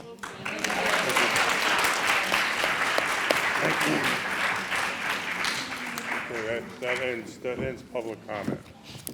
Again, I'd like to thank everybody for coming out. It's a very difficult task that we have, and it's difficult for parents to come in and talk about it, and a lot of people don't even like to speak publicly. So I appreciate the fact that everybody came out here and was passionate about their beliefs in the system. Obviously, we had a huge belief in the system. We still believe in the system. The problem is it just has it's been outpaced. It's been outpaced. There has been some tremendous asset to that program, but that program, as mentioned in here before, the program that was is not that program that is today. It has changed. We're going to take a vote on this, no matter how the vote turns out. Please just understand that we're trying to do what's best for the school. I don't know how the vote's going to come up, but we're going to take it. You preemptively said it. I did, Why you making it seem like the decision my was friend, not even made? my friend, It has. my friend, You had one more my speaker, friend, you weren't allowed to speak. my friend. Yes, sir. I said 20 minutes at the beginning, right? We went almost I 40. understand that. We went almost 40. Absolutes for children and stupid You- people, which I don't listen. think you are either. Loud. So like the fact that you wouldn't let somebody else speak. You can be as loud as you like. You can be as loud as you like. You couldn't let the last You one can be as loud as you like. You've already made your decision. Before she was even up, I said that was the last speaker. I'm not gonna argue with it. Then you already know. Then you already know. Thank you. We're gonna be moving on with the vote. The way that you conduct yourself. We're gonna is be intolerable. moving on with the vote. To be clear. I agree. You conduct yourself in a way, this is the Board of Education. Yes, it is. You should conduct yourself in a different manner. You should. Thank you. We're talking about our children. So the fact Yes. that you may have children here, Yes. and the fact that you're just so dismissive of everybody is ridiculous. I am You should allow far people from to speak. dismissive. You should allow people to speak. I'm far from dismissive. I'm sorry? I'm far from dismissive. You are dismissive though. Okay, thank you. You've been dismissive of everybody I've seen. Thank you. Anybody that's going against anything you said, you've been dismissive. Why are you argumentative with anybody here? We're all here because of our I'm not children. arguing with anybody. And we just want to say what we'd like to say. If I was And arguing, the fact I'd that be you're arguing not with you. allowing I'm not people arguing to with say you. what they want to say, I don't understand that. Thank you. Explain that to me. Thank you. It's right, you don't have anything else Thank to you. say. May I have a motion to dissolve the integrated day program at Green Acres Elementary School and Ridge Road Elementary School at the end of the 2025-2026 school year? Can I get a second? Second. Discussion. Who was the second? Because I didn't hear it. I was the second. Thank you. I have a couple questions, if Sure, I may, Ron. of course. So, after having spoken with over 100 people over the last 2 weeks, what I'm hearing is relatively consistent. I think people are understanding that our teachers are under tremendous burden based on regulatory requirements, but I'm also hearing that people want to know and understand that their kids are going to be successful in the new world. They want to feel what the new world is going to look like and understand in some additional detail what the difference between the current structure and the future structure will look like. So can you take a moment, Patrick, and talk about, for the ID families in the crowd and watching at home, what should they expect to be different if this vote passes? The reason the proposal was made tonight is because contemporary and ID are walking the same path. What's expected in the contemporary classrooms are also expected in the ID classrooms. All that we've heard tonight regarding project, student-led inquiry, they're expected across the district at all 4 of our elementary schools. We have a common curriculum, and all of our teachers teach to that. Now there is what is called the art of teaching. All of our teachers teach a little bit differently to get to that same result. That's what makes each of them special, and that's why they all have a special place within our buildings. But I can assure you that regardless of ID or contemporary classroom, all teachers are following the same K-5 district curriculum, the same assessment structure, pacing guides, assessment maps, and priority standards. And like Patrick said, it's an art and a science, right? That science piece is, what do we want students to know and be able to do? That's the standards and that's the expectation. But the art that comes with that is the classroom culture. It's the environment that's built in each classroom. Every teacher and the students have their fingerprints on their classroom, right? When we take walkthroughs across the building, and we've done that this year, actually. We actually had members of the state of Connecticut, I had mentioned that at an earlier board meeting. And when we walk the buildings, we're walking with the same lens, but all 4 schools, regardless of whether it's an ID classroom or a contemporary classroom. And I can assure you, as somebody who's in and out of these 4 buildings all the time, every day, beautiful things are happening in all our classrooms. And if I didn't know a teacher was an ID teacher versus a contemporary teacher, I wouldn't know the difference. I know that our children are well cared for, they're held to high standards, and we're preparing them for the future. And I don't think we can ask for anything more than that. That's what we're here for, kids. Thank you for that. Just a couple other quick questions. So, is there a transition plan in place? So the first step was tonight in the proposal. As a governing board as a governing body of the district, we are employees of the board. We bring proposals to you. We've heard from teachers that are struggling with this. This is the board's program. This is the district's program. We bring it to you. You have a vote. You can charge us with how you'd like us to take next steps. But to be frank, there's not a transition plan at this point because we needed feedback from the board in order to do so. We've looked at different things like enrollment and whatnot, but nothing to any great extent, at this time. But to be honest with you, like we've said earlier, ID and traditional are very similar. I would say almost exactly the same in each of our classrooms. So a transition is more about potentially personnel than anything else. And I think that just another piece to mention in that, similar to what I talked about when we had the discussion about the projects, particularly in language arts, year 1 and year 2 of rolling out a new program that, if I'm being honest, we probably wouldn't have gone the route of making a change, except that we had mandates that we needed to follow, and we felt strongly that we needed to have a K-5 continuum of language arts so that we're unified across the district. But as we finish up year 2 and year 1, we're beginning to really have the depth of the program more internalized for teachers so that there's an opportunity where you're not following it word by word from the program. And that's where that art piece comes in, but it also is an opportunity for us to really do a lot of work linking the curriculum to social studies and science in particular, which lend itself beautifully to interdisciplinary work and projects. And we have already started that work in district with our coordinators in math, language arts, science, and social studies to weave those together. So in terms of thinking about a transition plan, that's just a natural part of what our curricular pieces are, is continuing to do that work, take feedback from teachers, look at our assessment data, look at what's working for kids and not working, and make those tweaks. We truly do believe here, and it's a blessing that we have our curriculum coordinators in district, because we believe that our curriculum is robust and it's living. It's always changing. It's not like back in the day when you had a binder that you stuck on the shelf and that was the same binder for 10 years until there was an opportunity to revisit it again. That's not the case. And so there is plenty of opportunity for us to take some of the feedback in the communications that we've received, and we have really taken those seriously, considering really talking about what good projects look like, what that looks like as it's embedded in instruction. What does partner work look like? What does pairing various classes? Many of those things are already existing and have existed across all 4 schools.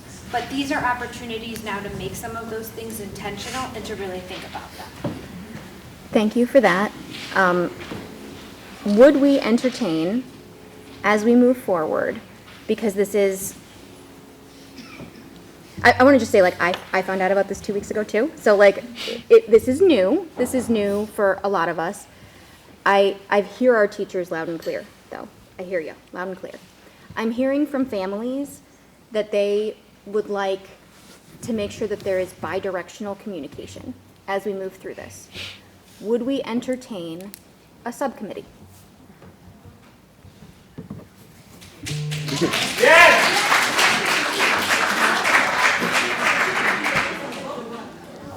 We,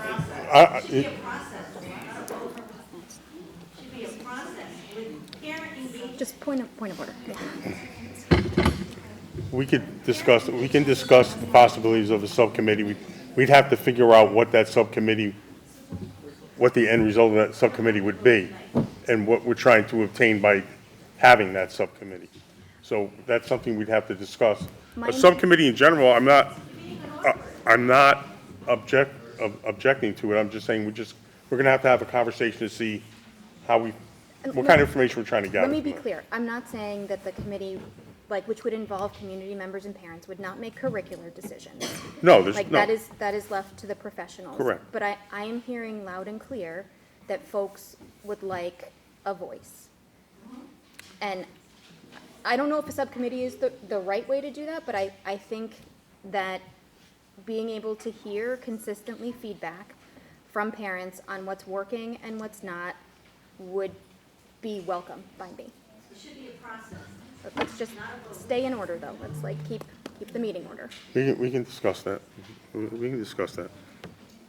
For sure. It should be a process. Is there any other We comments can, on the anybody board? else from the board have a question? Anybody else? Marty, do you have a question? No, I'm fine. I've been trying to listen to the entire conversation. Okay, thank you. Okay, we're gonna take a vote. All in favor?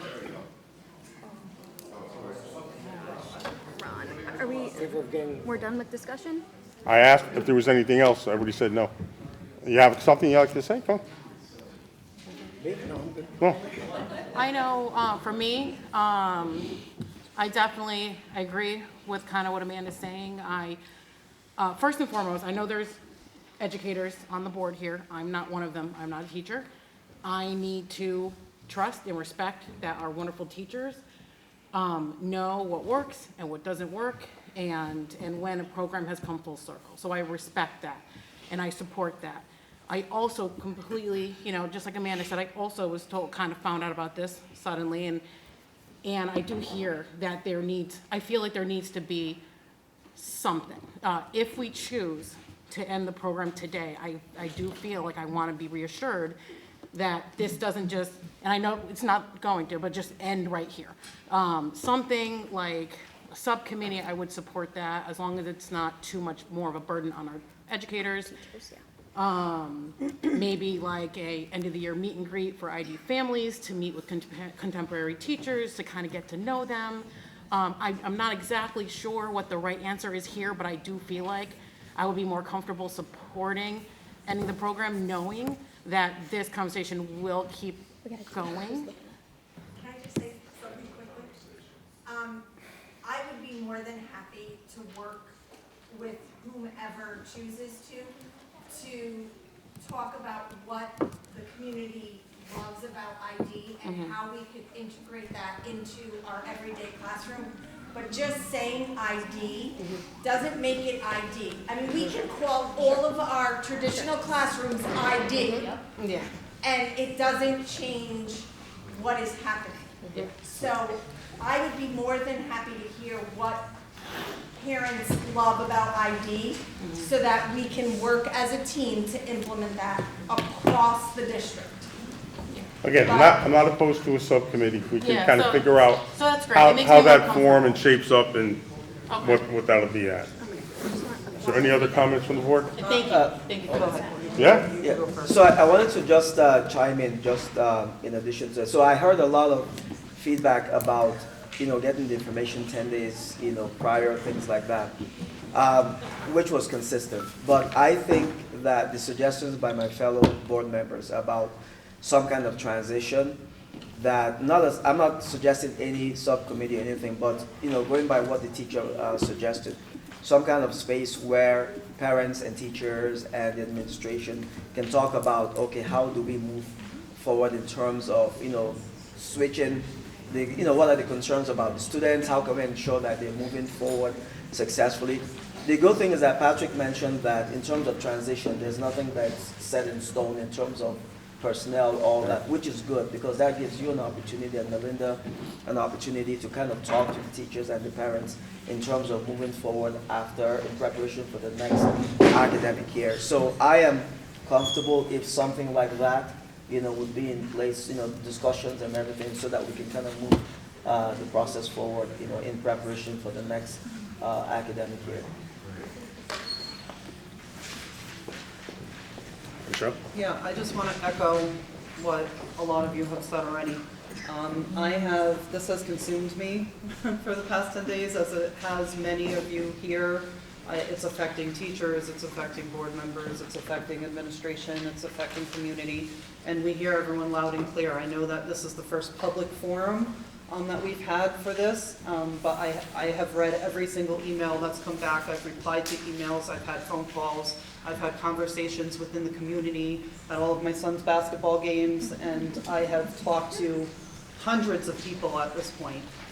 I am an educator, so I am a teacher in a different district, and I hear our teachers loud and clear. And I also hear, I'm a parent with students in our schools in a contemporary classroom that are thriving, you know, and they do have a lot of the things that you have all brought up. I signed a permission slip for him to be a peer model for younger grades, and you know, I do like the idea of having some sort of collaboration or committee to make sure that all of these wonderful things that we've heard about in email that everybody loves so much about ID will be intentional going forward for all of our students. I know I hear people loud and clear too, that there's people who feel this is very rushed and don't want to vote. I also know that I want to be respectful of timing and the work that needs to be done ahead of this, because even in my own school, we are already looking and building things for next school year. So, I personally, my own opinion is that I want to make a decision and I want to move forward. So, and I do want collaboration in whatever that's going to look like. Whatever happens with this vote, I want to make sure that everybody can still reach out and can still share their thoughts and opinions and what they think this should all look like and how we should do it. I would love the idea of some sort of, committee if that's what it's going to be, but that's just my thoughts. Thank you. Sure. Anybody else? I think that the level of passion in the room is telling to how much loyalty so many of you have for this program. But I also think that the level of passion speaking to dissolving the program also shows the level of passion to what the educational system and classrooms look like today. These conversations have not been happening with us, despite what you may think. They have not been happening among us as a board. They have, however, been happening with Patrick and Melinda and our administrators and our teachers for a very long time. And our staff has been working very hard for a very long time to make it work. Because if we have nothing in this district, we have very passionate, dedicated professionals who want nothing but the best for every single one of our kids in every single program. And I think that we need to respect that when we agree with them, but also when we disagree with them. We can't just respect their expertise when we agree with them and disrespect them when we don't. That's not fair. We have to agree to disagree sometimes. And I think that this, for some of you, might be one of those times. I am also an educator in a different district. I am in and out of classrooms every single day. And we do not have a program like this in the school where I work. But I can tell you as I'm listening to you, with the exception of looping and the exception of multi-age classrooms, we do have bookworms in my school. Everything that you're saying that you love about that ID program exists in every single one of my classrooms. Every single one. And we don't have ID in my building, but we do have bookworms. We do have talented educators. We do have the passion. We do have the professionalism. We have the expertise. We have all of this. We don't have the title of ID. So like was mentioned, just because you put a title doesn't mean that it's different. Other than those two things, the looping and the multi-age, there is no difference anymore in our classrooms. What will happen though? Those are the two most important parts. Well, so it's my turn. So it's my turn, and I respectfully ask you to give me my turn. Yes, they are two important parts to that specific program, but for some students, looping is not the best thing for them. For some, not for all. For some, that's not the best thing. But we cannot have a program based on one tenet that works back, that is a good thing for a program. There are a lot of things that go into a program that make it work. And that's what we're doing. We have to look at the whole child and the whole program and all of our kids and all of our staff and do what's best. And that's, I think, where this discussion and this vote has to come from. I respect our educators. Sometimes we disagree. sometimes we agree. And I think we need to respect the professionalism and the work that they put into this before, during, and after, whatever this decision may be. Any more Can I discussion? amend the motion to include a formal feedback mechanism from the community? No, we're gonna discuss that later. And figure it out, and then we can present it when we've had time to discuss it. Any other comment? All in favor? Aye. Any opposed? Any abstentions? So moved. On to the consent agenda. The retirement of Patricia Rowold, paraprofessional at Green Acres Elementary School. The resignation of Ashley Richardson, building substitute at Green Acres Elementary School. May I have a motion to approve the consent agenda? Make a motion? Second? Discussion? All in favor? Aye.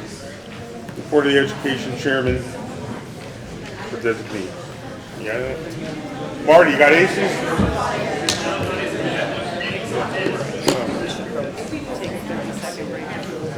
All right, yeah, we can do that. Marty, hold on, we're gonna take a little pause if people need to, are trying to leave, because there's a lot of bodies.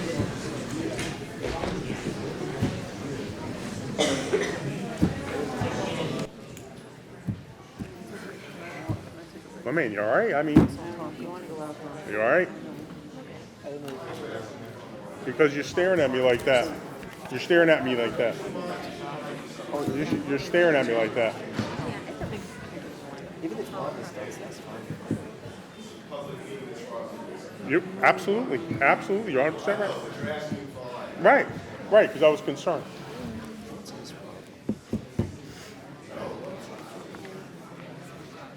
Right. Marty, you got anything for aces?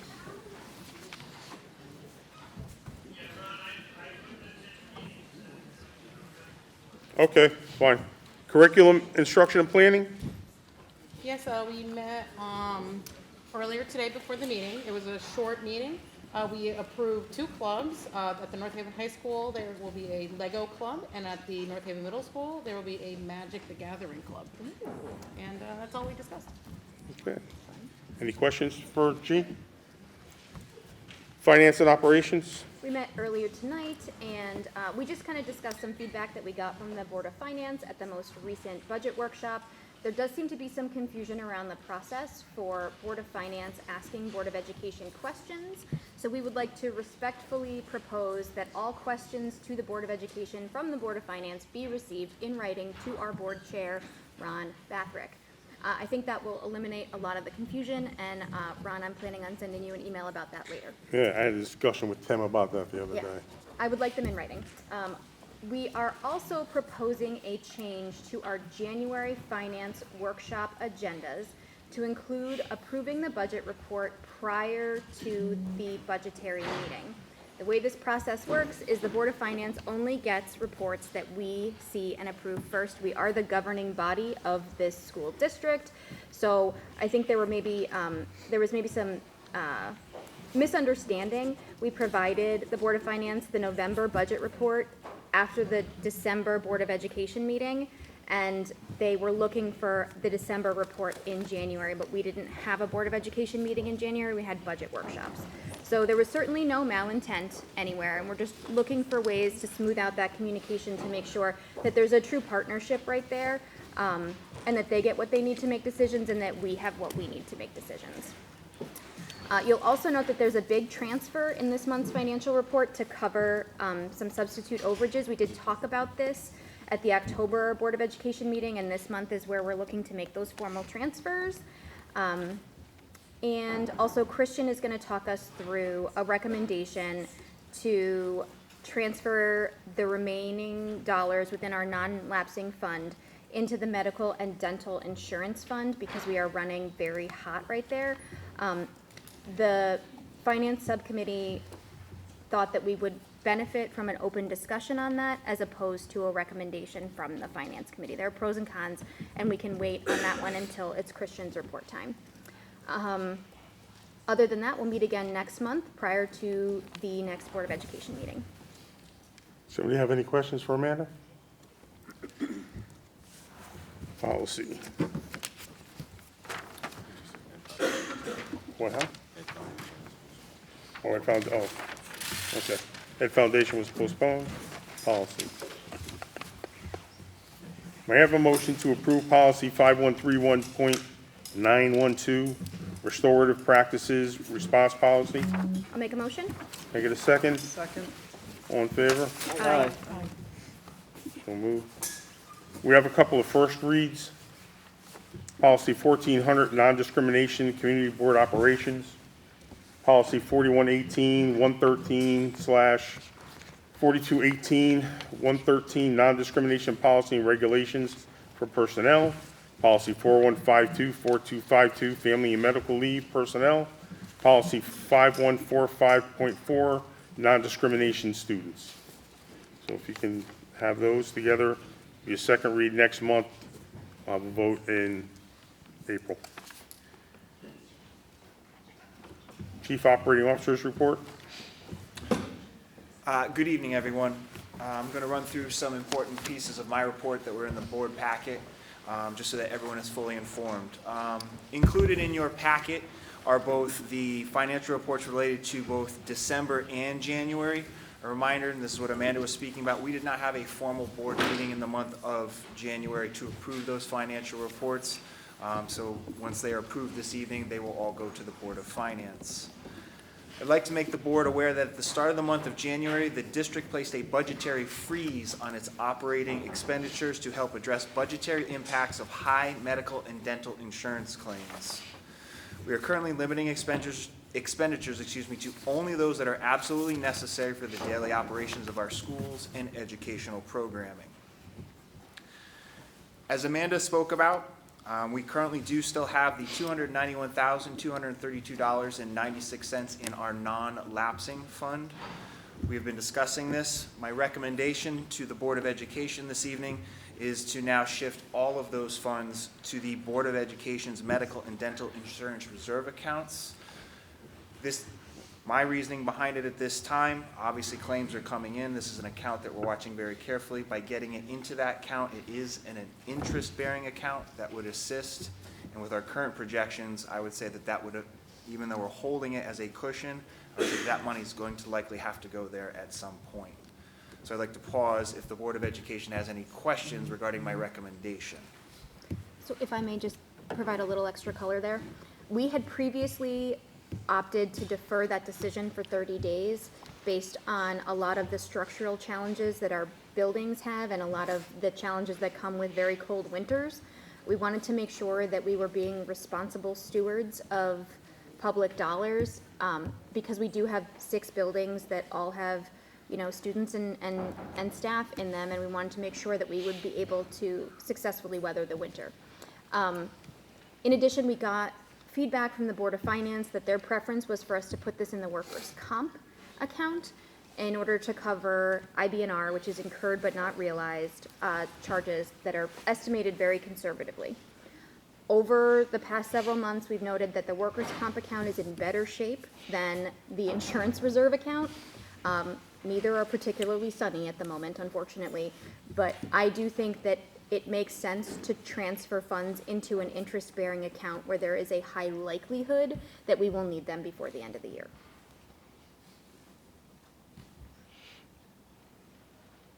Yeah, agreed.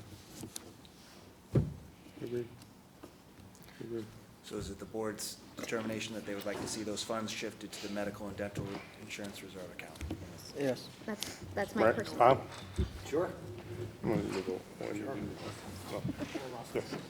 Thank you. In my report, I did highlight a couple lines that are currently tipping over, as I like to say, not substantially so. We do project that these account lines, both 332B, staff development, 430Z, other repairs, 550, printing, and 613D, maintenance, they are over.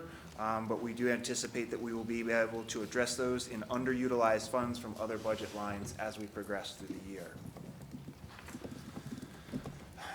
In regards to our reserve accounts, I would like to point out in this month's reserve account report For the medical and dental reserve account, you'll notice that it's currently now sitting at 2.5. We did shift approximately 3 months of funding into that early because it's an interest-bearing account. So that should help to address some of our need, but we are still withholding some of those final payments towards the end of the year. So you'll see that bump in your report, but remember that will now progress out over the claims as they start to come in over the next coming months. In regards to transportation, attached to your report this month was the monthly transportation report provided by DATCO. I would like to take just a brief moment to also speak regarding the bus patrol program. As you probably have noticed, most of our buses have those cameras installed upon them. At the time of this report, 24 of the vehicles had them. Now all of the vehicles that we assigned have those cameras on. We are collecting data at this time though. When I mean that, they're actually assessing how many possible citations could come past those.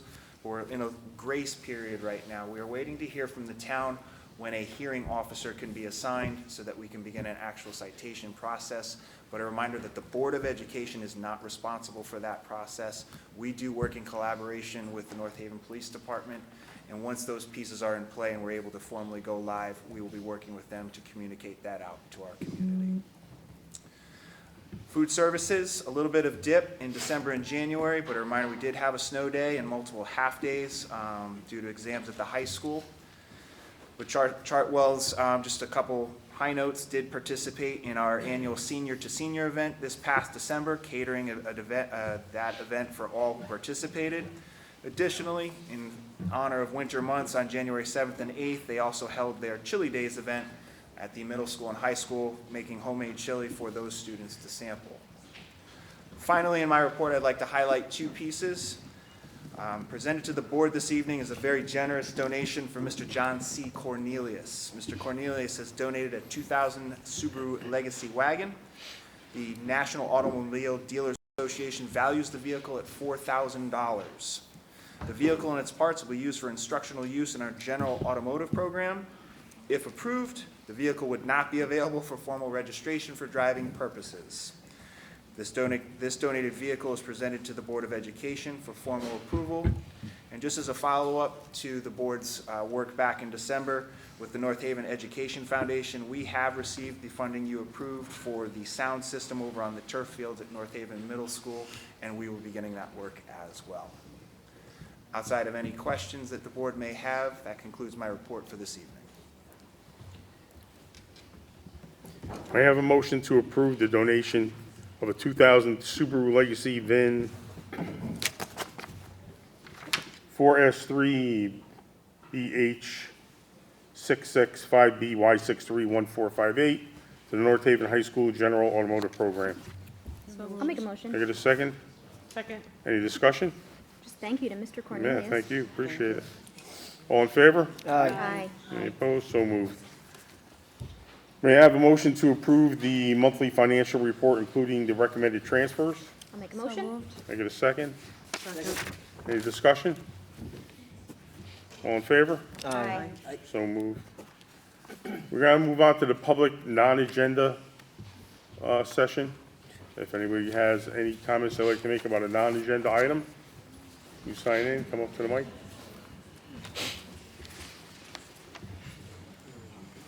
Yeah, come on.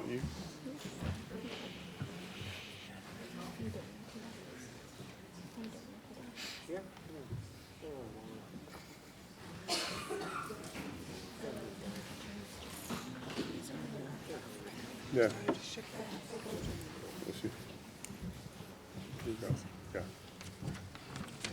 I'm Marilena Prati, 112 Arrowdale Road. I'm here tonight to urge the board to postpone the proposal of the 4 new elementary schools until our special ed department is fully properly funded, staffed, and adequately trained in Norton Gillingham, which is evidence-based structured literacy instruction, specifically designed for our students with dyslexia and other reading difficulties. During the January 31st Board of Ed budget presentation to the Board of Finance, it was stated that the out-of-district tuition is the most volatile line item of the budget. It's going to increase from $1.8 million in fiscal year 2025 to $2.7 in fiscal year 2026. Out-of-district placements can often exceed $100,000 per student per year with tuition and transportation costs. In contrast, training a teacher in Orton-Gillingham typically costs under $8,000. For the amount of money we are spending, why are we only hiring 3 special ed teachers in our current budget presented? We could be hiring significantly more special ed staff and training multiple teachers, all of which would reduce our long-term reliance on costly outplacements and strengthen our instructional capacity across the district. While some students will always require specialized placements, many students with dyslexia and other reading disabilities can be successfully supported in their home school district with early interventions and appropriate services. I also want to address transparency for taxpayers and parents. How many students are currently outplaced in the district? Is it correct that the town spent approximately $1 million in legal fees related solely to special education matters, with $608,000 spent by the board in 2023 alone? Does this amount include attorneys used to challenge parents seeking additional in-district services for their children? What steps, if any, have been taken to reduce legal conflict by expanding in-district services instead of litigating against families? North Haven is expected to receive approximately $42,000 in seed grant money under Public Act 25-93. How does the board plan to use these funds? Will they go to support staffing, teacher training, or interventions to reduce outplacement? The act also expands statewide professional learning and technical assistance to support districts with the IDEA compliance and special education best practices. Will we take advantage of this ongoing professional development to reduce burdens on teachers and improve services for students?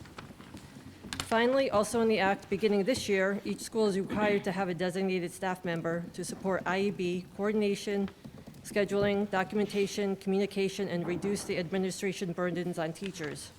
Has the board implemented this requirement? And if not, when can we expect this position to be filled? Before we commit the town to significant long-term expense of building 4 new elementary schools, we should prioritize investments that directly impact our students, keep them in district, and provide clear financial and data transparency to our community. I'll be sending you guys this to answer these I was questions. just going to mention that because there's a lot of questions there. Yep, thank you. Yep, no problem. Les Wires. Yeah, yeah. Hi, Sue Benvenuti, Bassett Road. First, I wanted to address something with the buses. I know you're all talking about the cameras, but I did mention this to somebody in authority, not here. If you want to stop an accident, while I was driving across country, I saw school buses that have the arms that come out on the back side. So you cannot pass the bus. The camera is great for those who go around it, but all you're going to do is catch somebody who hit a kid. But if you can stop the accident, it's, I'm just strongly suggesting it. That's it. I have no idea what the cost is to put the arms on the back, but when I was driving across country and I saw that, I was like, why don't we do this? And the other thing, it really wasn't on your agenda because it just got passed to have a committee. If I'm volunteering to be on the committee because I do not have children in this school system. I've been paying taxes here for 40 years. And if you want a non-involved person who's involved, I'd put my name in. Thank you. Thank you.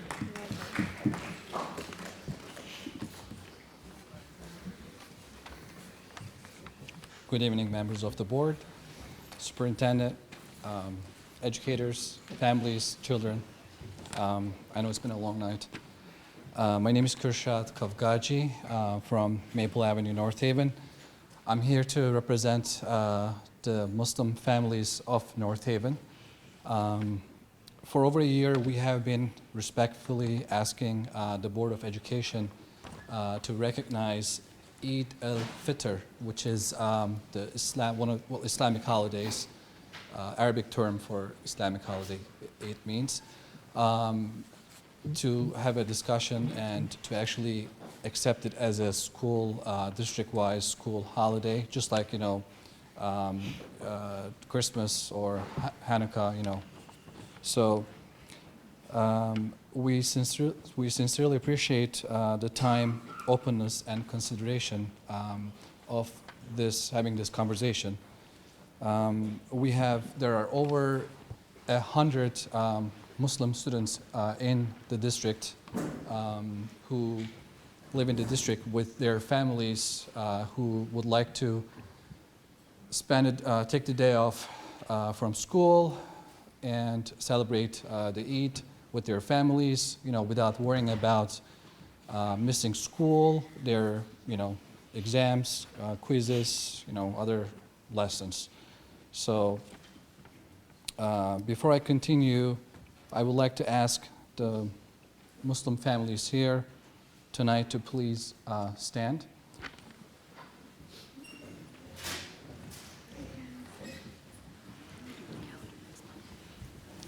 Thank you. This is the community that's deeply grateful for your leadership and very hopeful for your support.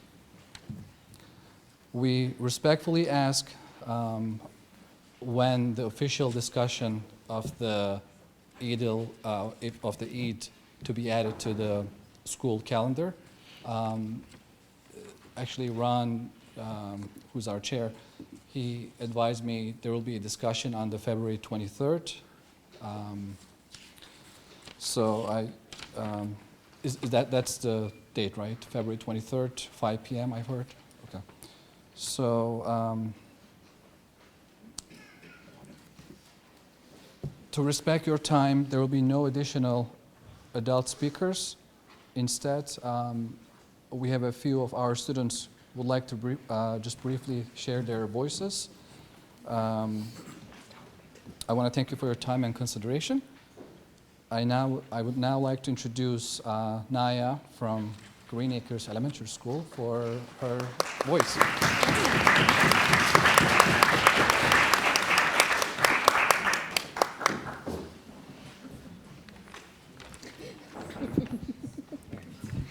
Good evening, Board of Education members and everyone here.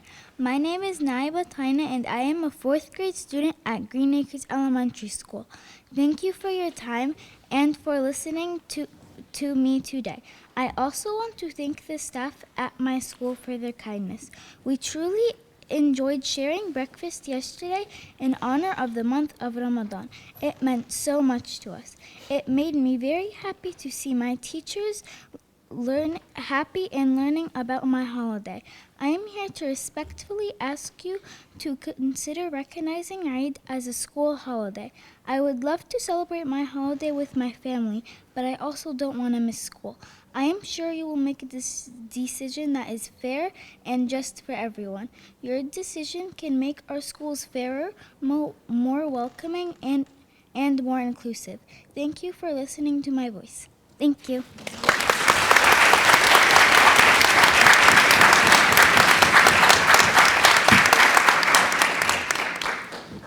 I would now like to introduce Noreen from middle school, North Haven Middle School.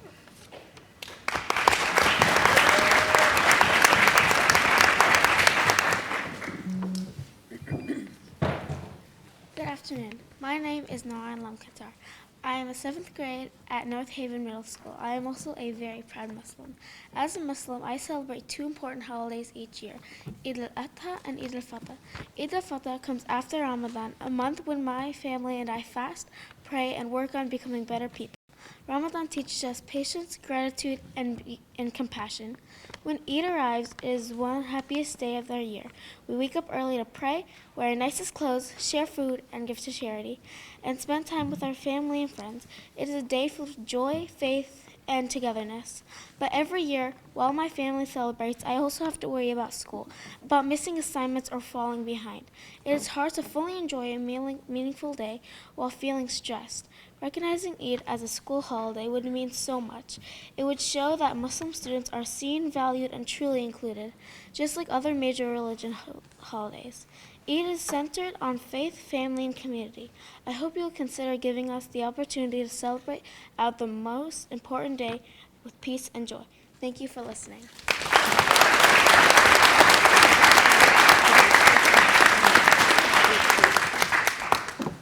Finally, I would now like to introduce Fatima from North Haven High School.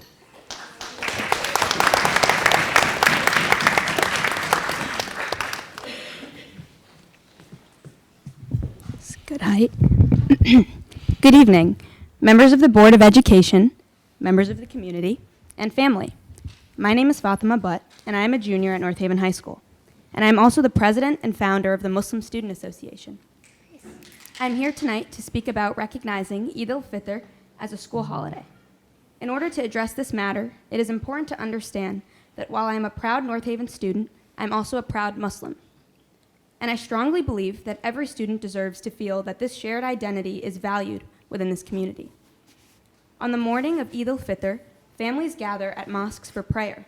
We share meals, tradition, and meaningful time together. But here, that joy is often shortened. We wake up early, not for prayer and celebration, but for school. We sit in classrooms as our families gather. And by the time we return home, the moments that matter most have already passed. Many Muslim students in this district, including my siblings, cousins, and I, have never experienced Eid as a true day of rest and recognition. We value being heard, but we hope for the same recognition on our school calendar that other major holidays already receive. You have the power to give students more than acknowledgement. You can give them a sense of belonging. You can send a message to every student that their faith and identity are valued in the place that they call home. Thank you for your time and consideration.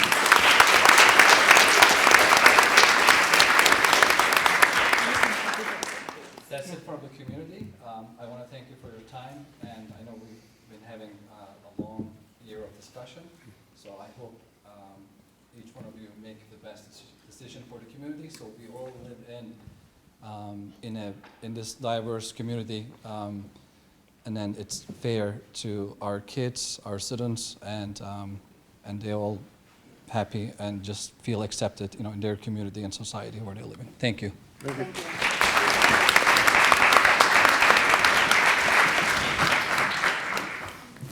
Again, my name's Scott Friedman. I'll keep this very brief. We've been here for quite a while. I first want to stand in full support of recognizing Eid as a holiday. As a Jewish person who grew up without either Rosh Hashanah or Yom Kippur being recognized, it was a huge deal to see that on the calendar when Ziva started school. So thank you so much for speaking up, and I love seeing the students present. The second thing is, I simply want to say that not necessarily on the agenda, not about the ID program, but we need a complete change of the district's communication and engagement of parents. You know me, all of you know me. I've spoken to every one of you personally, to the board, et cetera. Tom, sorry, relatively new. But it's important to realize that you have incredible talents in the parents in this district. If it wasn't abundantly clear, we arrived here understanding that our teachers were suffering, that the change was going to be made, and to be perfectly honest, we wanted to be there to support our teachers, to support our students through what's going to be an incredibly difficult transition. And so I simply ask that you look at this differently in the future and never again wait until the very last minute when you're going to dissolve a program to identify and communicate challenges that you have known about for years. To the board, to the parents, to the teachers. I know the teachers have been involved in this, and frankly, the teachers know me too because I'm in the school and I'm participatory. We want to support the teachers. We are not saying that contemporary is a lesser education, and we are simply trying to get across to you that we do not want to operate from a place of deficiency and loss. We want to operate from a place of opportunity, as we did with the mascot, with a Board of Ed subcommittee that came after 7, maybe 10 board meetings where we could have provided public comment, we did, and a Board of Ed workshop that was a 3-hour thing on a morning of a Saturday, I think. those steps were taken about a mascot, which was not about the instructional nature, which was shown to be harmful before we even started advocating to change it. My daughter's education matters. Our children's education matters. We support the educators, and it felt dismissive, insulting, and frankly, problematic to be communicated with in this way, to be pushed off to a meeting where you voted on this program. It went out with a whimper. It means a lot. So I thank you for your time. I thank you for all of your efforts, energy, and I also demand, I fully demand that you do a better job of communicating with parents. Yeah.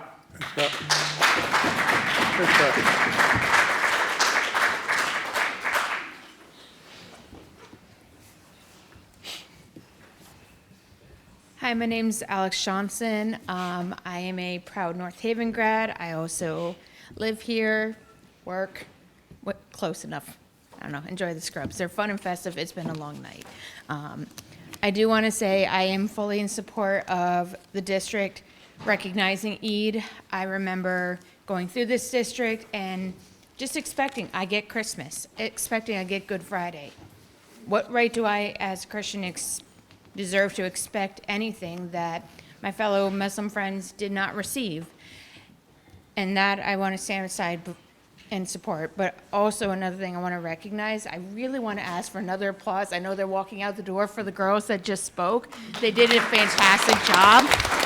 And also let's recognize for some of the women who are my age or older that we didn't have girls and students speaking up like this, not in this same manner. It is brave, it is strong, and I'm fully so proud to see so many great women and students have come out of here to speak up for themselves. So one more applause, please.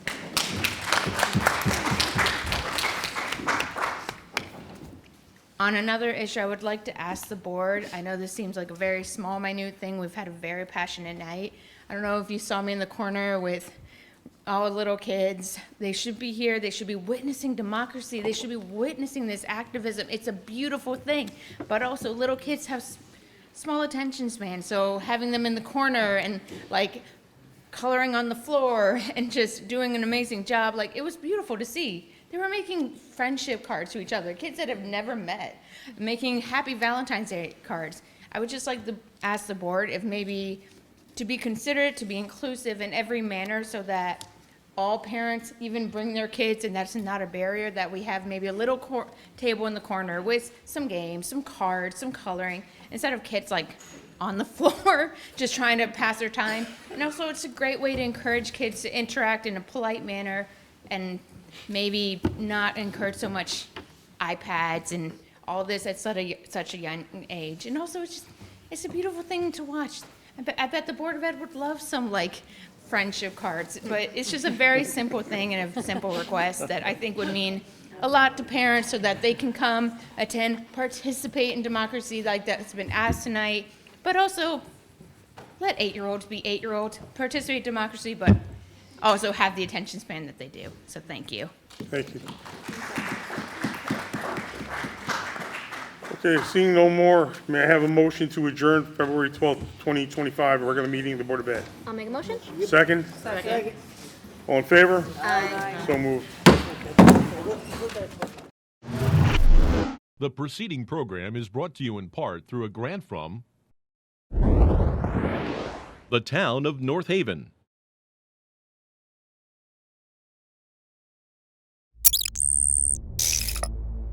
Watch town meetings or other videos on demand at nhtv.com.